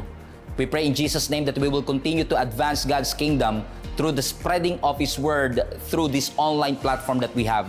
If you want to support the ministry of Jesus is Alive community, I want to encourage you to support financially and give. Go to our website, gsmnb.com/give. for you to know all the ways that you can support this ministry. I hope to see you soon. God bless you. Maraming po salamat for joining us today. So excited to bring the Word of God today. Alam kong busog na kayo sa lunch nyo kanina, pero bubusugin pa rin tayo ng Panginoon sa Kanyang mga salita. Sabi nga po ng ating Panginoong Jesus, the man shall not live by bread alone, but we are sustained by the Word of God. So how many among you are ready to receive the Word of God today? Hallelujah. Let us pray. Panginoon, salamat po. Samahan niyo po kami maging practical kapag pakinabang ang mensahe niyo sa amin. Ikaw, Panginoon, ang manguna. Ikaw ang aming makilala. Napakabuti mo. Ito po ang aming panalangin sa matamis na pangalan ni Jesus. Amen. Amen. Let's open up our Bibles to Matthew 19:26 first. Matthew 19, verse 26. Okay, Matthew 19, verse 26. Matthew 19:26. Everybody read this with me. Jesus looked at them and said, with man, this is impossible, but with God, all things are possible. Sabi mo sa katabi mo, with God, all things are possible. With you, it is impossible, but with God, all things are possible. Year of more. Last week, we talked about more than enough. This week, we are going to talk about more than able. God is more than able. Tatlo sa unique attributes o katangian ng Panginoon na hinahangaan ko, na nagdi-display ng kanyang divine nature, nag-highlight ng kanyang infinite power. Ito yung mga attribute na magpapaalala po sa atin na ang ating Panginoon is far beyond our human understanding. May mga bagay tayong limitasyon na hindi limitasyon ng Panginoon, at itong tatlong attribute na ito ay magpapaalala ho sa atin na siya ang divine, tayo ay tao lamang. Unang attribute, omniscient. Ang ating Panginoon is an omniscient God. Ibig sabihin, all-knowing. Ang omniscience o omniscience, sabi ng iba, is actually the complete and perfect knowledge. Yun yung abilidad mong malaman ang lahat ng bagay. At kung ang ating Panginoon ay omniscience, ibig sabihin lang nun, alam ng Diyos ang nangyari, alam ng Diyos ang nangyayari, at alam ng Diyos ang mangyayari. Alam niya ang past, present, at future. Ibig sabihin, alam niya ang posibilidad. Alam niya ang intensyon ng tao, hindi lang ang kanyang aksyon. Bakit? Ang ating Panginoon is far beyond our understanding. May nakikita ang Diyos na hindi mo nakikita. He sees the big picture and you don't. Pangalawa, ang Panginoon hindi lang omniscient, ang ating Panginoon din ay omnipresent. Pag sinabi mong omnipresent or all present, yan po ang kanyang ability to be present everywhere. Hindi na i-spread out ang kanyang presensya physically, pero yung kanyang presence permeates all of creation. At kung ang ating Panginoon ay omnipresent, ibig sabihin lamang nito, siya ay nagpapaalala sa atin na lagi natin siyang kasama. Ibig sabihin din nito, pinapakita ng Diyos ang kanyang pagiging close sa kanyang creation. So hindi lang siya all-knowing, hindi lang siya omnipresent, ang ating Panginoon din ay omnipotent. Pag sinabi mong omnipotent, all-powerful. So, all-knowing, all-present, all-powerful. Ano ang ibig sabihin ng all-powerful? Yan yung abilidad mong gawin ang lahat ng bagay. Kumbaga, walang imposibleng bagay na hindi kayang gawin ng Panginoon. Meron siyang unlimited power. At yung kanyang omnipotence o yung kanyang pagiging all-powerful ay nag-a-assure po sa bawat isa sa atin na walang problemang mas malaki pa sa Kanya. Ang pagiging makapangyarihan ng Panginoon ay nagpapaalala sa atin na wala pong sitwasyon sa mundong ito that is beyond His control. Ibig sabihin din ito, walang pangako na hindi niya kayang tuparin. So kapag sinabi natin God is able, ibig sabihin din nun, He is able to fulfill His promise.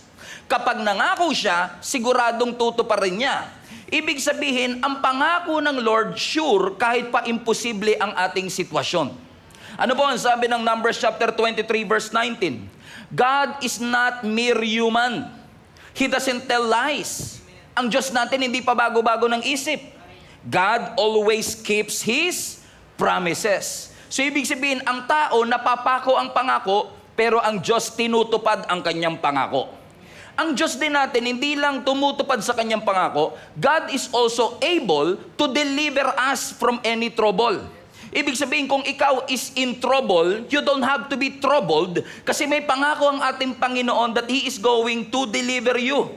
Kung yan ay luluubin ng Diyos, tama ho ba? Ibig sabihin, may kakayanan siya. Katulad po ni Shadrach, Meshach, and Abednego. Amen? Dinala ho sila doon sa pugon ng apoy. Supposedly, pag may apoy, masusunog ka. Ibig sabihin, death sentence na. Ininit pa ng 7 beses yung pugon para siguradong patay sila. Pero diniliver sila ng ating Panginoon. Dumaan pa rin, pero nakalagpas. Bakit? Ang Diyos natin is, everybody say able. Able to deliver us from trouble. Sino sa inyo ang agree din na ang Diyos hindi lang tumutupad ng pangako, hindi lang siya able na i-deliver tayo sa trouble, able din ang ating Panginoon na baguhin ang ating buhay. Okay, tignan mo katabi mo, yan ang katunayan na able ang Diyos. Hindi pa yan perfecto, pero may nagbago na. Hindi pa yan perfecto, pero may konting transformation na ginawa ang Panginoon at magiging tuloy-tuloy pa yan.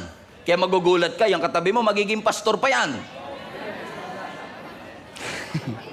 2 Corinthians chapter 5 verse 17.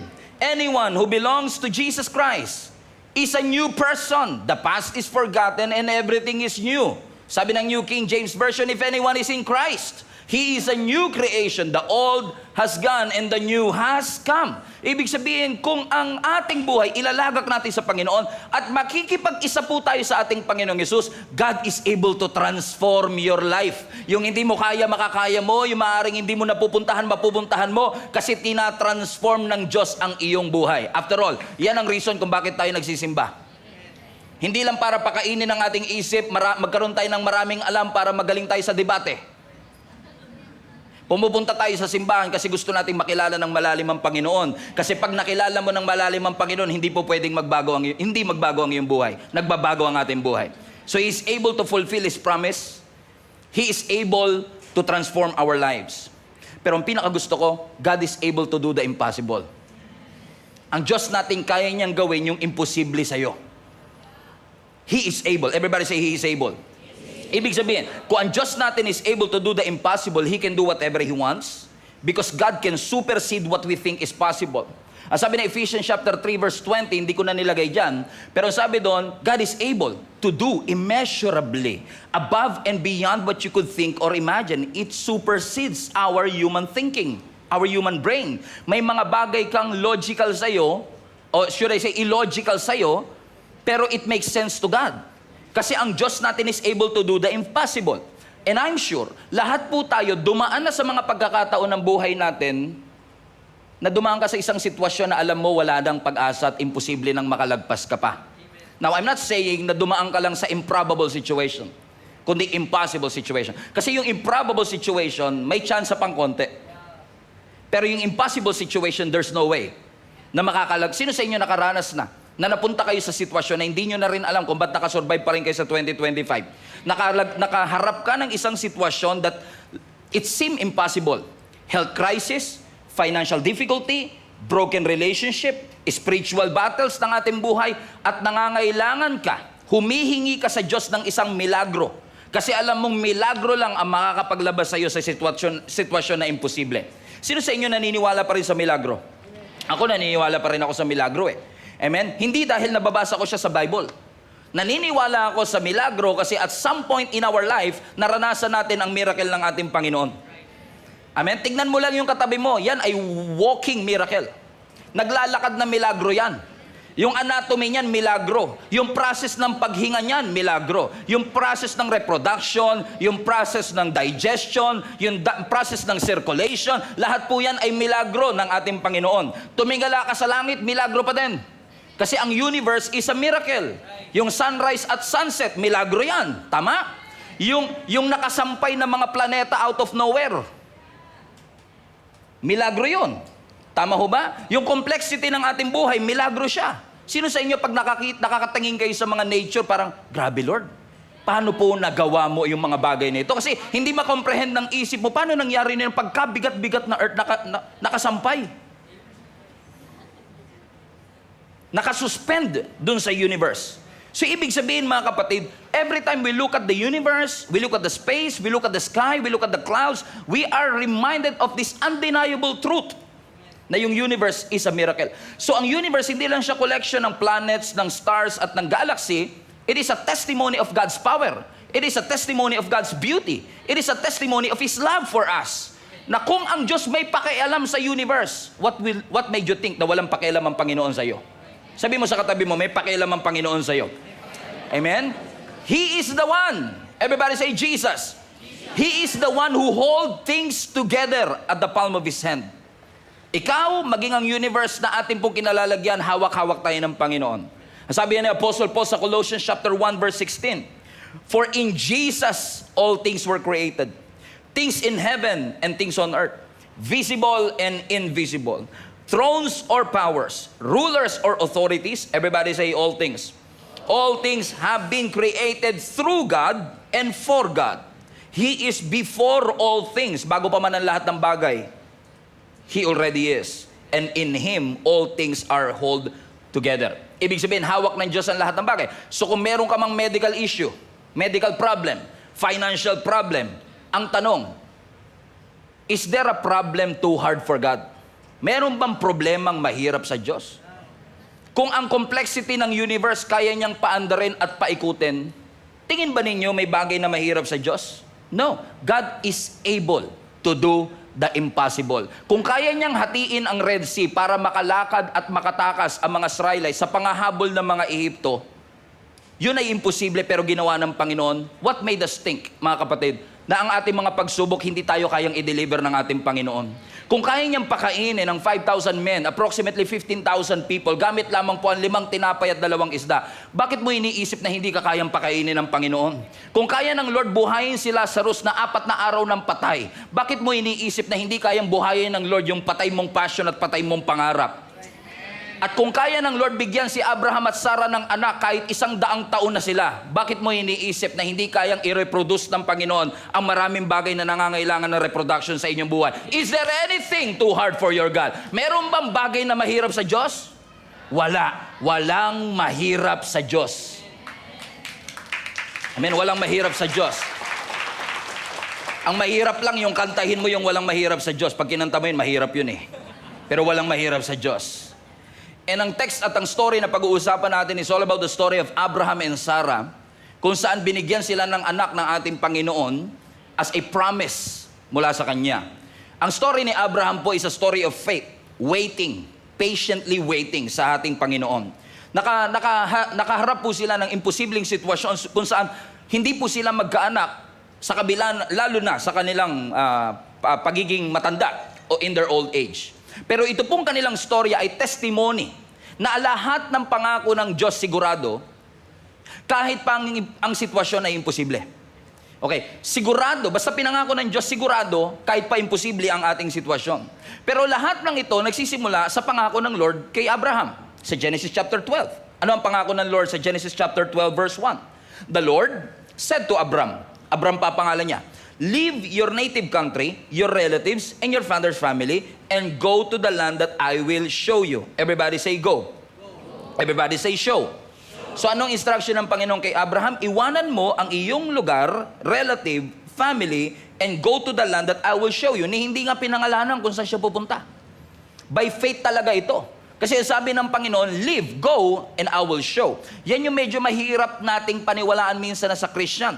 Kasi gusto natin, bago sumunod, may assurance. So kung kay Abraham, go, bago ipapakita ng Lord. So, aalis siya, then papakita ng Lord kung saan siya pupunta. Tayo baliktad, gusto muna natin, show mo muna Lord bago ako mag-go. Gusto natin ng assurance. Pero dito natin makikita kung bakit si Abraham ang father of faith. Kasi una't-una pa lang, pinakita niya na ang katatagan ng kanyang pananampalataya nang utusan siya ng ating Panginoon na pumunta sa isang lugar na hindi niya alam. Ano ang sabi ng Scripture? Nung siya ay inutusan ng Panginoon to go to the land that God will show him, ang sabi ng Scripture, ano ang pangako sa kanya? I will make you, verse 2, a great nation. I will bless you and make you famous, and you will be a blessing to others. Hallelujah. I will bless those who bless you, curse those who treat you with contempt. All the families on earth will be blessed through you. Ang tawag po natin dito, Abrahamic Covenant. Ito po yung covenant ng ating Panginoon kay Abraham, kung saan nangako po ang Panginoon na ang kanyang descendants ay magiging dakilang bansa, magiging great nation. Nangako ang Panginoon kay Abraham na yung Kanaan, yung promised land, is an everlasting possession. Kanila talaga yung Kanaan. Kanila talaga yung promised land. At ang Diyos nangako sa Abrahamic Covenant, mga kapatid, na sa pamamagitan ni Abraham, all the nations of the earth will be blessed. Just imagine that. All the nations will be blessed because of Him. And since now, we are in essence under that Abrahamic Covenant, na naniniwala tayo na yung Diyos ni Abraham ay Diyos din natin, I believe ito yung naging daan kung bakit kahit tayo, hindi naman tayo part ng Kanaan, hindi tayo part ng chosen nation, ay pinagpala pa rin tayo because through Him, all the nations of the earth will be blessed. Amen? And no one can curse what God has blessed. Hallelujah. Amen. Pero ang pangako ng Panginoon dito, mga kapatid, ano ang sabi ng Scripture? Siya ay magiging ama ng maraming bansa. Paano ka magiging ama ng maraming bansa kung wala kang biological son? At 75 years old, ilang taon po uli? At 75 years old, nangako ang Panginoon sa kanya, magkakaroon kayo ng anak. Grabe, 75 years old. Kapag nangyari po yan ngayon, 75 years old, ang lalaki, by the way, si Sarah po, yung kanyang asawa, 10 years po ang kanilang gap. So si Sarah, 65. Si Abraham, 75. Pag yung asawa na si Sarah 65 nagkaroon ng anak, baka yung TV Patrol naghahabol ng interview sa kanila. Correct? Ay, pambihira yan. 65 years old. Nagkaanak pa. Correct? Mga kapatid? Amen? It is already an impossible situation. Pero alam niyo, sabi ng Scripture, kahit na pinangakuan sila ng Panginoon at the age of 75 and 65, hindi pa kagad dumating yung pangako ng Diyos. Nag-antay pa sila ng another 25 years. Dumating si Isaac at the age of 100. Pwede nang pumila po si Abraham dun sa yung 100,000 po sa mga 100 years old. Amen? Kasi dumating yung pangako at the age of 100 years old. Alam niyo po ba, sa loob ng 25 years na pag-aantay nila, yung kanyang asawang si Sarah, hindi na nakapag-antay, naging impatient na siya. To the point na sinabi niya sa asawa niya, sipingan mo yung servant ko, si Hagar. At nagkaroon sila ng anak. Sino? Si Ishmael. Na ngayon, yun ang dahilan kung bakit ang Islam at ang Christian nag-aaway. Kasi paniniwala nila si Ishmael ang tunay na promised son. Tayo naman naniniwala si Isaac ang tunay na promised son. And it created wars after wars because of that wrong, impatient decision. Kaya sabihin mo sa katabi mo, huwag kang impatient. Magkakagera. Do you understand, mga kapatid? So to cut the long story short, 24 years later, 75 years old na nga ako ang Panginoon, 24 years later, ang sabi ng scripture, binisita uli siya ng Panginoon. Kasama ang mga anghel, 24 years later. So 75 plus 24,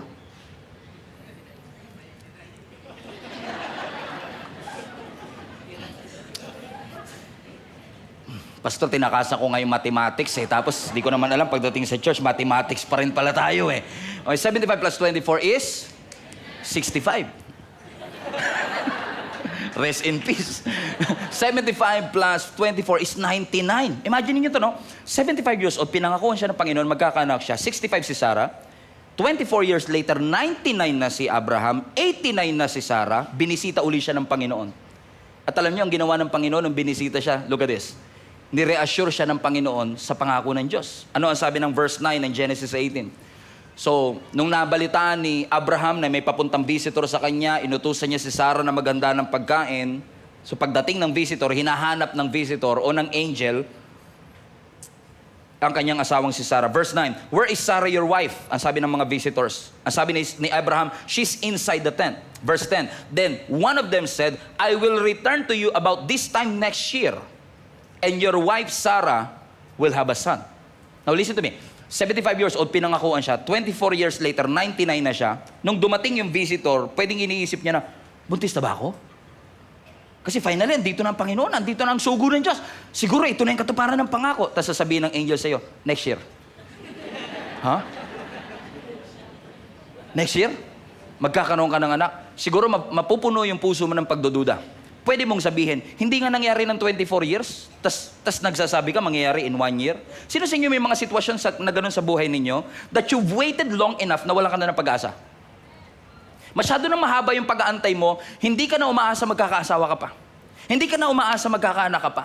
Hindi ka na umaasang aahon pa kayo. Hindi ka na umaasang lalalim pang relasyon mo sa Panginoon. Bakit? You've waited long enough and we hate to wait. Pakiramdam natin sa pag-aantay natin, nawawala yung ating pananampalataya. 24 years niyang inantay yung pangako, tapos pagdating nung supposedly tutupad ng pangako, next year. Ano naging reaction ni Sarah? Ang sabi ng scripture, Sarah was listening to this conversation from the tent. Siguro narinig niya yung Sarah. Ganun talaga iba, no? Pag narinig, ako yun Ano kaya pinag-uusapan nila about me? May kilala ba kayong parang Sarah? Hindi naman kausap, ano yan? O huwag ka titingin sa asawa mo, kaya isipin niya siya to.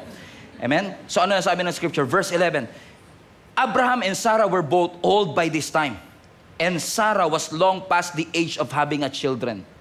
Dalawang denominator, parehong palpak Parehong imposible na. Una, si Abraham is very old, at by the way, pag sinabi ng Bible na old ka talaga. Tapos dinagdagan pa ng very, siguradong very old ka na talaga niyan. Tama? Tapos, sasabi ng scripture, kung hindi ka pa kontento sa imposibilidad na si Abraham ay matanda na, si Sarah din was long past the age of having a child. Ibig sabihin, there is no way. This is not just an improbable situation. This is an impossible situation. So yung sinasabi mong next year magkakaanak ako, imposible yan.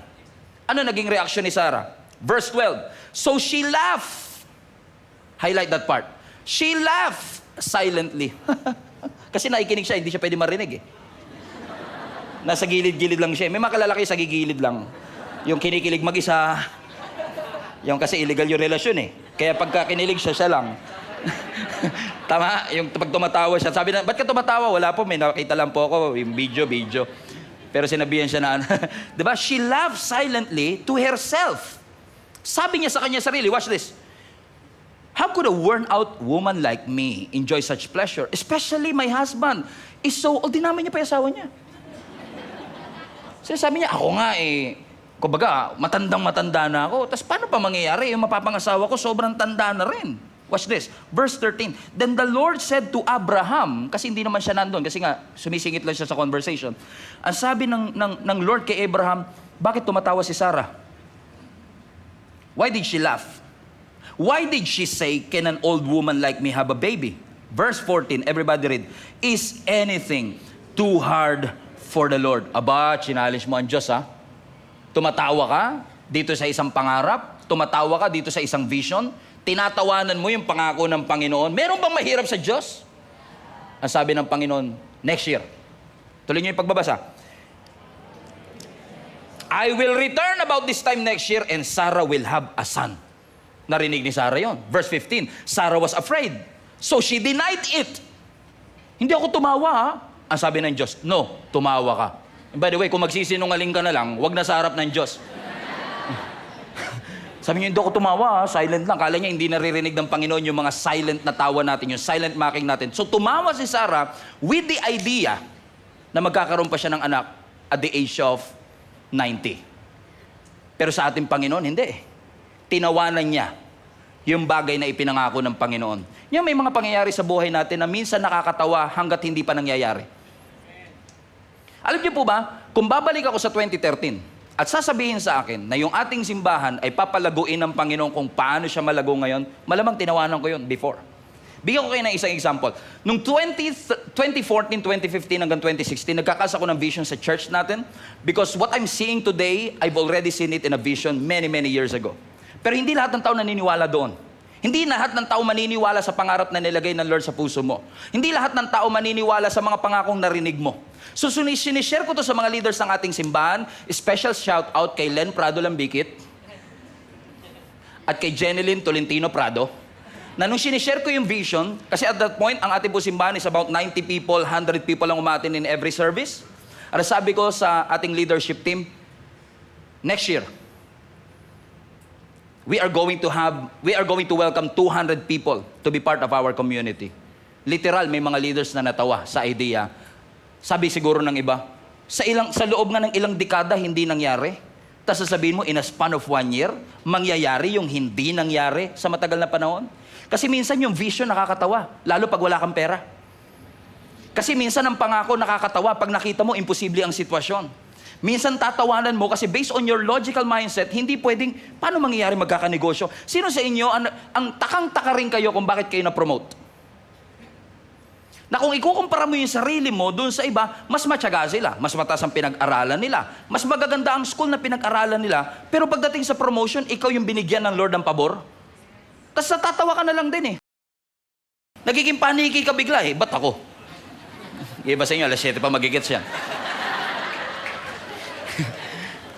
So she laughed with this idea, and this laugh is a laugh of what? Disbelief. Kasi para kay Sarah, hindi lang to basta improbable. Walang kahit anong slight chance that this could be possible. Ang sabi naman ng Panginoon, meron bang mahirap sa Diyos? Ang tanong, meron bang degree ng difficulty sa Diyos? Wala. Lahat ay equally possible kapag pinakialaman ng ating Panginoon. Mahirap sa'yo, imposible sa'yo, simple sa Kanya. Public service announcement, hindi na o-overwhelm ang Diyos. Sabi ng Lord, dami! Walang ganon ang Diyos. Kahit manalangin pa tayong sabay-sabay, hindi siya nai-stress. Isa-isa lang, tahimik lang, hindi na o-overwhelm ang Diyos. Ang Diyos din natin, hindi darating sa pagkakataon na masasabihan mo, Lord, try again. Okay, try hard, Lord. Hindi mo masasabihin ng gano'n ng Panginoon. Kasi walang mahirap sa ating Panginoon. Walang degree of difficulty pagdating sa Panginoon. If God can spoke the universe into existence by just one word, kung kaya niyang palabasin ang ilaw gamit lang ang let there be light, bakit mo iniisip na yung problema, yung pagsubok na pinagdadaanan mo, hindi kayang gawin ng Panginoon? May mahirap ba sa Diyos? Yung perception ng hirap sa atin lang yan. Sa Diyos, wala siyang perspective ng hirap. Yung perspective ng hirap, based lang po yan sa ating human limitation. Kaya natin sinasabing mahirap kasi may mga limitasyon tayo. Pero sa Panginoon, wala siya sinasabi, ang hirap. Equally possible ang lahat ng bagay. Sakit ng ulo or cancer. Walang degree of difficulty, sabi ng Lord. Grabe, cancer na to, mas mahirap na to. Hindi ganun ang Panginoon. Ang headache sa human capacity, treatable. Advil. Biogesic. Yung cancer, it is way beyond our ability. It is so complex. Pero sa mata ng Panginoon, pareho lang siya. Walang degree of difficulty. Yung mag-provide ng pagkain sa isang araw, sa isang tatay, posibleng manageable. Magtatrabaho ako, mapapakain ko ang pamilya ko. Correct? manageable. Pero pakainin mo yung buong bansa for 40 years sa wilderness. Si Lord lang kayang gumawa nun. Pero parehong madali sa Kanya. Kaya ba ng Diyos pahintuin ang bagyo? Imposible sa atin. Pero hindi lang niya kayang pahintuin ang bagyo, kaya niyang paurungin kahit bundok kung gugustuhin niya. Parehong pantay sa Panginoon. Mahirap bang mag-invite ng kaluluwa sa simbahan para sila'y kumilala sa Diyos at maligtas? Challenging yan. May mga taong ayaw sumama sa church. Pero alam niyo kung ano mas imposible? Yung iligtas mo yung buong mundo nung mamatay ka sa krus ng Kalbaryo. Yun ang mas imposible. Sino sa inyo kaya niyong lumikha ng bulaklak? Gagawa ka ng bulaklak, sarili mo. Iisipin mo pa lang, this is, wow, mind blown ka eh. Sabog isip mo eh. Paano yun? Pero tignan mo ang Panginoon. Lahat ng klase ng bulaklak sa buong mundo, siya nag-design, siya nagdamit, siya nag-isip. So, yung pagdidesign, lahat yun. Nasa isip, sa mata ng Panginoon, smallest to greatest, lahat yun, pantay sa Kanya. Bakit? Wala pong limitasyon ng kapangyarihan ng Diyos. Kasi ang kapangyarihan ng Diyos, absolute. So, minsan tayo, nag-ooperate tayo sa natural, hindi sa supernatural. Kaya minsan, nako-corner tayo ng problema. Pakiramdam natin, ayoko na, suko na ako. Kasi pakiramdam natin, imposible na, wala na ako magagawa. Totoo naman, wala ka na magagawa. Pero laging may magagawa ang Lord. Alam kong may magagawa ang Diyos. Alam kong may magagawa ang Diyos. Kung ako'y magtatapat, sa Kanya'y maglilingkod, alam kong may magagawa ang Diyos. So when your backs are against the wall, negosyo mo pabagsak, trabaho mong job security tawag mo, hindi na secure, financial downfall, relationship issue, every time, lahat ng mga bagay na yan babagsak, negosyo, career, problema, health, wealth, lahat yan. Pag bumagsak yan, paalala ng Lord sa atin yan na wala kang pwede talagang sandigan kahit ano. Kundi si Lord. Minsan inaalaw ng Lord na bumagsak yan kasi masyado ka ng dependent dyan eh. Amen? So kung darating yung pagkakataon na yon, gusto tayong i-remind ng Panginoon sa 2025, gusto tayong i-prepare ng Panginoon kasi hindi natin mapipigilan ang bagyo sa ating buhay. Pero maipoposition mo ang sarili mong handa ka pagdating ng mga pagsubok na ito. Paano? Di paniwalaan mong God is in control. Pag dumating ang pagsubok, paano hindi tayo susuko? Paniwalaan mo that nothing happened outside the sovereignty of God. Nothing catches God by surprise. Ang Diyos hindi nasusurpresa. Na parang inaasikaso niya si Pastor Stephen, okay buhay ni Pastor. Ay, sorry, nakalimutan kita, busy ako kay Pastor eh. Hindi nasusurpresa ang Panginoon. Na pag lumapit ka sa Kanya, Lord, hirap na po ako. Ay, sorry nakalimutan kita. Walang ganun ang Panginoon. Lahat ng bagay alam ng Diyos. So kung inalaw ng Panginoon na mangyari, hindi ibig sabihin pinabayaan ka niya. Ibig sabihin lang, may nakikita siyang hindi mo nakikita. So even when things seems out of control, nagpapanik ka, nahi-stress ka, hindi mo alam ang gagawin, remember this. God is still in control. Nakakalimutan ni Sarah, teka lang, omnipotent nga pala yung Diyos ko. Yung Diyos ko nga pala, all-powerful, walang bahay, bata na hindi kayang pakialaman ng Diyos. Imaginin mo, ang Diyos, hindi niya lang basta nilikha ang mundo. Imaginin niyo, yung likhain lang ng Diyos yung universe at ang mundo. Milagro na yun eh. Tapos isustain mo pa yun. Karamihan sa atin, nag-aral naman ng science, di ba? Bumagal nga lang yung ikot ng earth eh. Trahedya darating sa atin eh. Yung ma-maintain yung ikot na yan, yung revolution, yung rotation na yan, yung ma-maintain yung sunrise to sunset, every year, yung oras na, yung ma-sustain pa lang yan. Kung iniisip mong automatic lahat yan, Brad, kailangan yata magpatingin tayo ng konti, Brad. Somebody must be beyond this one. Somebody must be in control. At kung ang Diyos kaya niyang kontrolin ang ikot at rotation ng mundo, bakit natin iniisip na ang Diyos walang pakialam sa atin? May pakialam po ang Diyos sa iyo. Mahal ka ng Diyos at may pakialam ang Diyos sa iyo. In fact,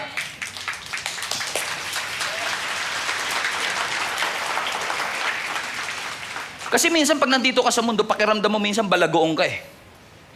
Na parang feeling mo wala kang kakampi. Naranasan nyo na ba yung minsan? Wala naman nagmamahal sa akin. Wala naman nakikinig sa akin. Wala naman nagmamalasakit sa akin. Kung sana lang mas malapit lang ako sa boss ko, di ba yung promotion sa akin napunta. Kung may connection lang sana ako sa gobyerno, hindi ako nahihirapang pumila. Correct? Tama? Pero ito gusto ko lang i-remind ha, wala ka mang connection sa gobyerno, basta connected ka sa langit, okay ka dun. Okay ka dyan. Now listen, hindi ko yung sinasabi para lang pumalak pa kayo. May special favor eh. Amen? Kasi yung nandun, sa itaas, mas makapangyarihan yan sa kahit sinong government official natin. So ibig sabihin, kahit sinong kalaban mo, yung kakampi mo, mas makapangyarihan. So if God is for you, it doesn't matter who is against you. Bakit? Because God is always with you. May pabor eh. May special favor ang Panginoon sa kanyang mga anak na hindi mai-interpret, hindi rin maintindihan ng iba kung bakit. Kasi dinami-dami ng candidate for promotion, sa dinami-dami ng candidate para matanggap sa trabaho, ikaw talaga, of all people. Pati manager mo, takanta ka, ba't ikaw eh? Naalala ko, before pandemic, somebody invited me sa simbahan nila. Ang laki ng simbahan, around 5,000 people yung simbahan. Tapos ako, wala naman tayong pangalan nung time na yon. Alam mo, sabi niya sa akin, naging honest na lang siya. Sabi niya, alam mo, pastor, sa totoo lang, hindi ko rin alam ba't ikaw in-invite ko eh.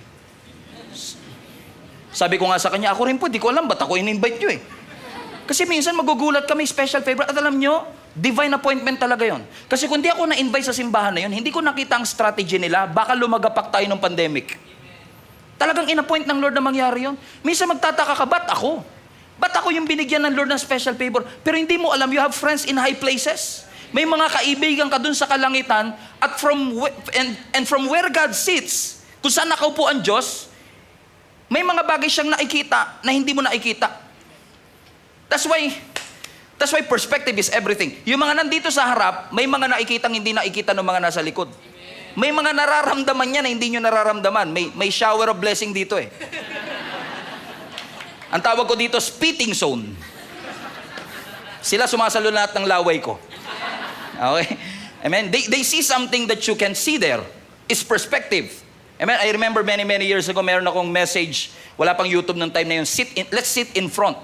Kasi from where you sit, you can see something na hindi nakikita ng ibang tao. And from where God sits, kung saan nakaupo ang Diyos sa kanyang trono, may nakikita siyang hindi mo nakikita. From where you sit, masakit. Sa kinauupuan mo, mahirap. Sa kinauupuan mo, walang pag-asa. But from where He sits, tapos na yun. Sa kinauupuan ng Lord, nagtagumpay ka na. Sa kinauupuan ng Panginoon, nakasurvive ka na. Sa kinauupuan ng Panginoon, magaling ka na. Hindi ko lang pinapagaan ang loob nyo, ha? Sinasabi ko lang yung katotohanan na yung Diyos na pinaglilingkuran natin is sovereign. He sees something that we cannot see. Favor. Naalala niyo po si Jesus nung pinanganak, may kontrabida. Sino? Si Herod. Tama? Sa sobrang insecure nitong si Herodes, pinapatay niya yung lahat ng mga bata below 2 years old. Alam niyo, ang insecurity can kill the generation. Pinatay niya lahat ng 2 years old and below. Dahil insecure siya, gusto niya sa kanya lang yung trono at kaharian. Dahil sinasabi ng mga magi na ito, na itong Jesus na ito ang magiging hari ng mga hari. Na-insecure si Herod. Sinong hari ng mga hari? Ako lang hari dito. Papatay niyo lahat ng mga bata below 2 years old. Imagine mo, lahat ng bata below 2 years old, pinapatay. Si Jesus, hindi. Bakit? May special favor ang Panginoon. Amen? I don't know who is this for. Sinasabi ng Panginoon, kahit sino pa kontrabida sa buhay mo, kung may pabor ang Panginoon sa'yo, wala silang magagawa. Kasi yung kakampi mo, mas matindi kaysa sa kaaway mo. Mas matindi ang Panginoon kaysa kay Herodes. You have to understand, may special favor because God is in control. Amen? So whoever is trying to stop what God is already purposed in your life, hindi sila magtatagumpay. They cannot win because God is on your side. So wag mo iisipin, di na yata ako makakapag-asawa. Di na yata ako magkakaanak, di na yata giginawa ang buhay ko, di na yata ako makakapagtapos ng pag-aaral, di na yata titinong anak ko, di ko na yata masasalbang relationship na ito kasi may mahal na siyang iba, di na yata kami magkakasundo-sundo. Pero kahit kamatayan, hindi pa tapos, hindi pa dead end sa harapan ng ating Panginoon. Si Lazarus nga 4 na araw ng patay. Nung sinabi ng Panginoon, Lazarus, labas! Buti na lang pinangalanan Kasi kung sinabi niya lang labas, lahat ng mga tao doon, nag-angatan lahat yun Thriller! Tindi nun. Imagine mo, nandun ka sa libingan lahat, tapos sinabi, labas! Ay, lahat ng patay doon, lumabas Gano'n ka-powerful si Lord Buti na lang, pinangalanan niya, Lazarus! Ay, buti na lang. Imagine mo si Lazarus, 4 na araw na siyang patay nung time na yan, Alam niyo, sabi ko nga sa Panginoon, kung bubuhayin niya na lang naman pala, ba't inantay niya pang 4 days? Kung bibigyan niya si Abraham ng anak, ba't inantay pang 100 years? Nagtataka ba kayo minsan sa Panginoon kung paano siya mag-operate? Kasi nga from where he sits, iba yung perspective niya eh. Now, dahil inabot ng 4 days, ang sabi ni Martha ngayon, galit na galit siya, medyo galit siya kay Lord, masama loob niya. Kasi if you have been here, he would not have died. Kasi sa perspective niya, from where she sits, parang pinabayaan kami ng Diyos, hindi kami pinakinggan ng Panginoon. But from where God sits, iba. Sa perspective ng Panginoon, inalaw niya yun mangyari kay Abraham, hindi dahil gusto niyang pag-antayin sila ng matagal. May purpose ang Panginoon. Tama?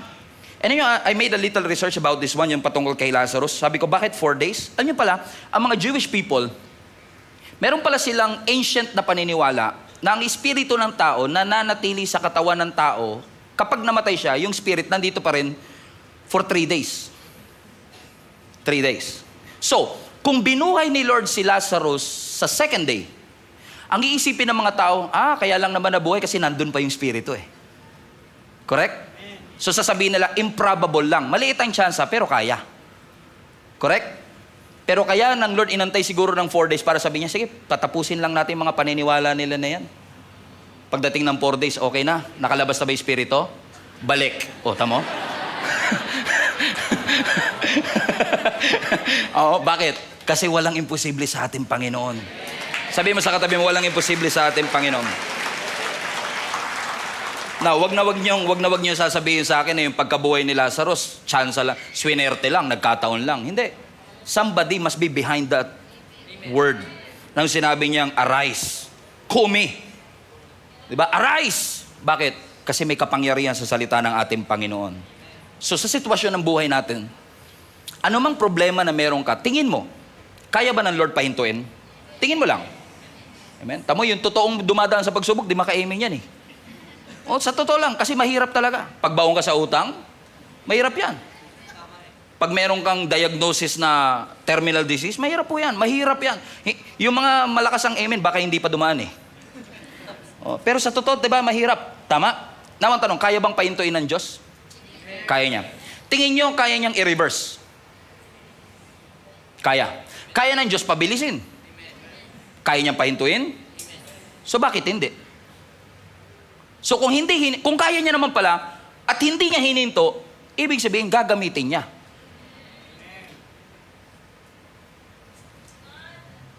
So, if God did not stop it, He's going to use it. So probably, yung test na pinagdadaanan mo, na kaya ka namang ilabas ng Diyos. Nagsawa na nga ako minsan sa prayer na ganyan, di ba? Pag may pagsubok ka, sabi mo, Lord, ilabas niyo po ako. Di ba ganun kasi tayo yung human nature natin, Lord, mapagtagumpayan ko, lumabas na po ako sa mga pagsubok. Pero minsan magugulat ka, kahit anong prayer mo, nag 40 days fasting ka, ayaw lumabas. Tapos pakiramdam mo, may mali yata sa fasting ko, may nakain siguro ko asukal. Tataka ka eh, ano kaya nangyari? So sisisihin mo pa ngayon ang sarili mo kasi pakiramdam mo, hindi yata ako narinig. May mali yata sa procedure ko kung paano ko nanalangin. Hanggang kisame lang yata yung prayer ko, hindi nakaabot. Nung nilehans yata ako, baliktad yung kamay, dapat yata pag ganito. Tingin mo ba kung gusto ka talagang pagpalain ng Panginoon, pag ganito, hindi tatagos? Pag nag-pray ka, hindi kayang patagusin. Hindi kayang patagusin ng Panginoon at pag nagwalis ka, hindi darating ang blessing kasi gabi? Amen? So kung kung kaya ng Diyos ipahinto pero hindi niya ipinahinto, ibig sabihin gagamitin ng ating Panginoon. Kung hindi niya ni-reverse, gagamitin ng Panginoon. Kung hindi niya kinorek, gagamitin ng Panginoon. So, hindi mo nakuha yung promotion. So medyo masama loob mo sa Panginoon. Mababa rin ang tingin mo sa sarili mo kasi pakiramdam mo you are not good enough. But again, where God sits, He sees some things that you don't. Maaari na hindi mo nakikita yon, pero nakikita ng Diyos, 6 months later, magsasara yung kumpanya. Pwede, di ba? Pero sa una, parang pakiramdam mo, ang cruel ng Diyos, ang sama ng Panginoon. Hindi kayo nagkatuluyan. 1 buwan mong hinatid.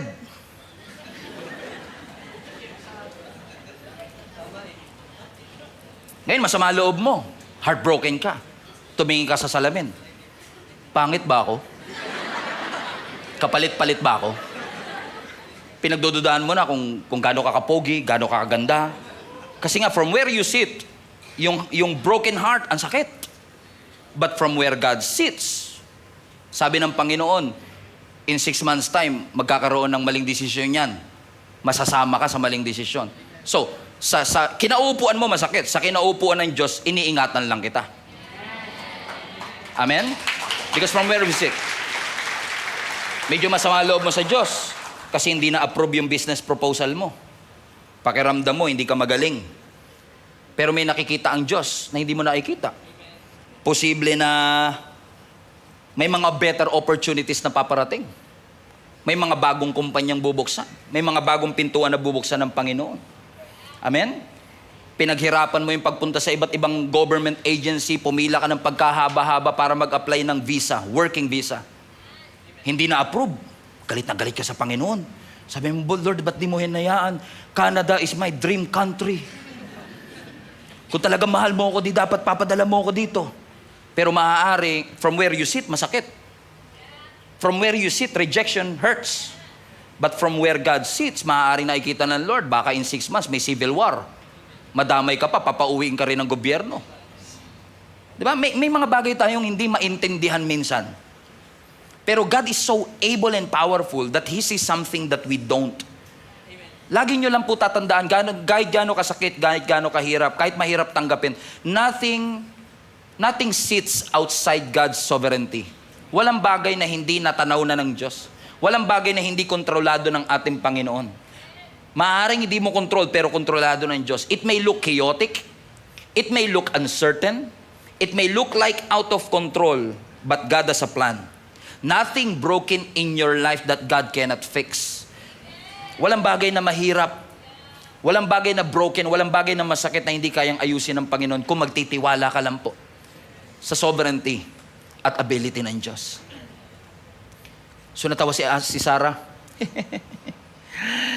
Sabi niya, yung asawa ko tanda-tanda na. Imagine mo, 100 years old, nagpapatahan ng baby. Parang, doesn't make sense. But you know what happened? 1 year later, dumating si Isaac. Tinupad ng Diyos ang kanyang pangako. Now, but this time, kung imposible sa 89, kung imposible sa 89, mas imposible sa 90.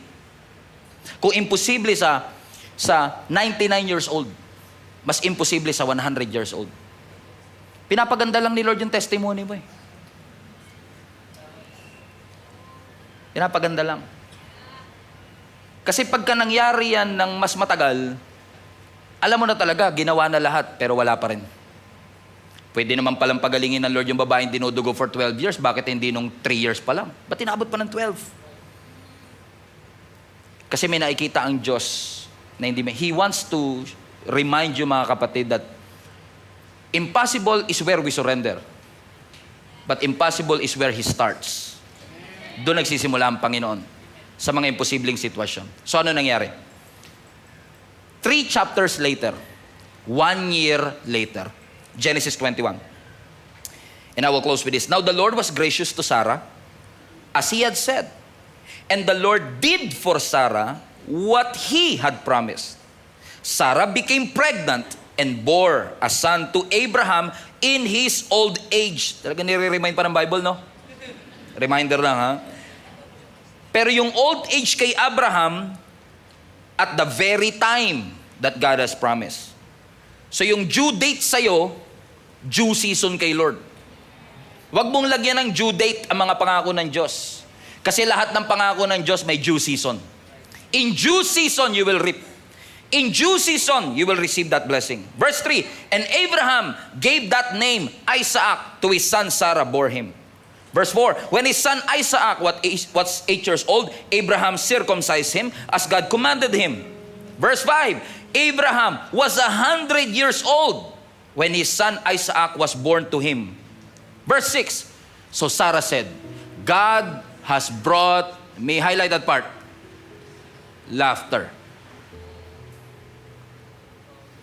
Alam niyo ba ibig sabihin ng Isaac? Laughter. 3 chapters before, tumatawa si Sarah sa pangako na dyan. Di matutupad dyan. Ang tanda-tanda ako na yung asawa ko, tanda na rin ito. Tapos magdadala pa ng... Hindi na mangyayari yan. One chapter later, tumatawa pa rin si Sarah. Grabe talaga si Lord. Pero mo, tinupad niya talaga yung pangako niya. Hindi ako makapaniwala. Grabe ka talaga. Paano nangyari yun? Pero mo, 90 years old na ako. Yung asawa ko, 100 years old. Paano mangyayari? This is a miracle. So from a laugh of disbelief to a laugh of amazement. Now, she was not laughing kasi nagdududa pa siya. She was laughing kasi tumatawa siya nung nangako ang Panginoon. Hindi siya makapaniwalang kayang tuparin ng pangako yung kanya, ng Diyos yung kanyang pangako. And watch this. Balik mo anak. Doon sa Genesis 18, dyan lang ha. Doon sa Genesis 18, tahimik siyang tumatawa. Dito sa Genesis 21, tinawag niya pa lahat. Sabi niya, pakinggan niyo ako. This is a true story. Yung tawa niya ngayon, broadcast na. Yung tawa niya ngayon, ini-invite niya na yung lahat kasi this is now a sign of miracle. This laughter is not a laughter of disbelief. This is a laughter of what? Of amazement. Grabe ka talaga, Panginoon. Ibang klase ka talaga gumalaw. Matindi ka talaga, Panginoon. And listen, I want to encourage somebody today. Hindi ko alam kung nasan stage po kayo ng buhay ninyo. Kayo ba'y natatawa sa mga pangako? Pag nagpipreach si Pastor Stephen, natatawa kayo, more than enough. Kulang na kulang nga not enough nga Natatawa ka kasi parang feeling mo imposible. And you are laughing silently. Nag-amen ka but you are laughing silently. You are reading your Bible but you are laughing silently. Nag-amen lang ako para spiritually accepted. But deep in your heart, you don't believe it. Pakiramdam mo, wala ng pag-asa. You've been struggling for so long. Sanay ka na. Kahit na nga hindi ako ihaw ng Lord, Pastor, okay na, sanay na rin ako. Nagtatampo ka na sa Panginoon. Kasi pakiramdam mo, hindi naririnig ng Panginoon yung panalangin mo, kaya natatawa ka na lang. Hindi na mangyayari yan. Pero I assure you mga kapatid, kung talagang Diyos ang nangako sa'yo, dadalhin niya yung parehong pagtawa na yan sa pagtawa ng amazement. Sa pagtawa natin, but this time, marirealize mo, this is not just a laugh of unbelief. This is a laugh of joy. Ito'y pagtawa ng kaligayahan, overwhelming ng puso ko, na hindi ako makapaniwalang gagawin ito ng Panginoon sa aking buhay. So friends and family, nandun ka man sa stage ng tinatawanan mo ang pangako ng Lord, pero may mas mahirap pa yung nasa gitna ka, nung 1 year, so 1 year kang tumatawa, 1 year kang nagdududa, 1 year kang may memorized verse, pero hindi mo pinapaniwalaan. 1 year kang nagko-quiet time, but you don't believe what this is saying, what this Bible is saying. Kasi nga, masyado na naging manhid yung puso mo sa hirap na pinagdaanan mo. So pakiramdam mo, wala na talagang pag-asang makaahon. And let me tell you this, God is a God of immediatelys and suddenlies. Suddenly, you are going to receive that answered prayer. Suddenly, God is going to restore that family. Suddenly, God is going to bring back that child to the Lord. Suddenly, He is going to bring your entire family because the name of Jesus is way beyond powerful than we could imagine. Walang mahirap sa Panginoon. Walang imposible sa Panginoon. With man, this is impossible. But with God, all things are possible. With man, this is difficult. With man, it is limited. But with Jesus, with our God, all things are possible. Come on, let's give Him some praise. Palapakan natin ang Panginoon. Tumayo tayo lahat. Simulan nyo lang pumalakpak at tumawa sa lahat ng mga blessing, sa lahat ng mga breakthrough na gagawin ng Panginoon sa inyong buhay. Lord, we are clapping our hands, not a clap of disbelief, not a clap of doubt, but a clap of faith, believing that nothing shall be impossible to you. Walang mahirap sa Diyos. Sige kapatid, itaas mo ang mga kamay mo sa ating Panginoon. Isuko mo lahat ng pagdududa, isuko mo lahat ng pangamba, isuko mo lahat ng tawan ng unbelief. At sabihin mo, Panginoon, this time, Lord, I'm excited. I'm excited to laugh, oh God, with amazement so that everyone will hear the same testimony, oh God. That the same God that brought me in 2024 is the same God that will bring me through. Come on, worship the Lord right now. He is good. He is good. And He is faithful. He is faithful. Right where you are, church. Right where you are. Worship the Lord. Worship the Lord. Worship the Lord. Everybody say, walang mahirap sa Diyos. Hallelujah! Walang mahirap sa Diyos. Yes, Lord. Walang mahirap.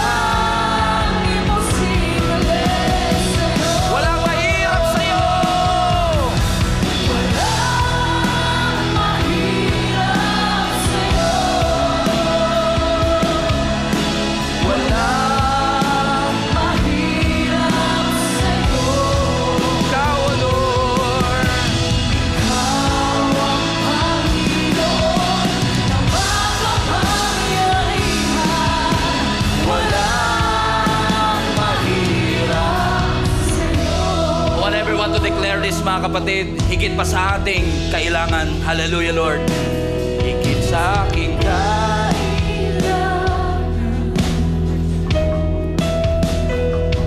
higit sa aking karanasan, higit sa aking isipin, ay kaya mong gawin. Higit sa aking kalakasan. Yes, Lord. Ni minsan na hindi Kulang. higit Sa aking isipin, ay kaya mong gawin. Yes, Lord, bawat araw. Ang bawat Araw ko'y hawak mo. di mga Kapasabi. bawat araw, bawat araw. Bawat araw ko'y hawak mo. Di magkakapasabi. Come on, let's declare it all together. Walang mahirap sa'yo. Mahirap sa'yo. Yes, Lord. Mahirap sa'yo. Ikaw, Lord. Ikaw ang Panginoon ng makapangyarihan. One more time. Walang mahirap sa Panginoon. Hallelujah. Mahirap sa'yo.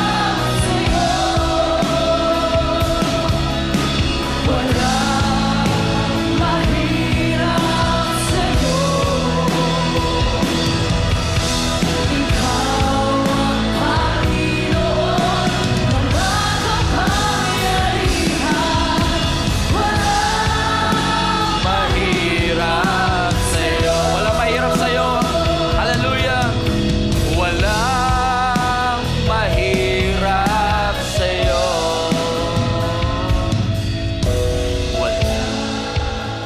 Mahirap sa'yo. Ikaw ang Panginoon.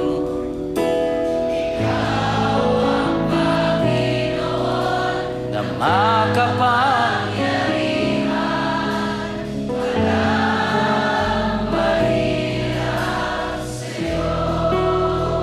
Ikaw ang Panginoon. Ikaw ang Panginoon. Makapangyarihan. Walang mahirap sa'yo. Walang mahirap. Walang mahirap. Yan po ang aming pinapaniwalaan, Panginoon. Wala pong mahirap, walang imposible sa iyo, Panginoon. Yes, oh Lord. Lord, you just want to acknowledge your presence, your sovereignty in our midst today. We want to say thank you, God. Napakabuti mo po sa aming buhay. Marami pong salamat sa kabila po ng pangamba, ng hirap, sa kabila po ng pagdududa, sa kabila po, Panginoon, ng mga imposibleng sitwasyon. Naniniwala kami na totoo nga pong wala po talagang imposible sa iyo. Gabayan niyo po ang aming entire global family, Lord God, as we press on throughout this week, oh God. Lord, dalangin ko, anumang kaharapin namin mga imposibleng sitwasyon. Dalangin ko, O Diyos, patuloy na paalalahanan mo kami, Panginoon, ang napaka-importanteng katotohanan ito, na sa amin mahirap, pero sa iyo, wala pong mahirap. Taas po natin ang ating dalawang kamay. I pray that the Lord will bless you and keep you. Make His face shine on you. Be gracious to you. Turn His face towards you and give you peace. And may the blessing of God Almighty, the Father, the Son, and the Holy Spirit be among you and remain with you always. In Jesus' name we pray. Everybody shout. Amen. Glory to God. Hello Global Family, thank you for watching. If this message have impacted your life, please consider subscribing. Let us know in the comments what God spoke to you today. Where are you streaming from? Or how can we pray for you? We pray in Jesus' name that we will continue to advance God's kingdom through the spreading of His Word through this online platform that we have. If you want to support the ministry of Jesus is Alive community, I want to encourage you to support financially and give. Go to our website, gsmnb.com/give, for you to know all the ways that you can support this ministry. I hope to see you soon. God bless you.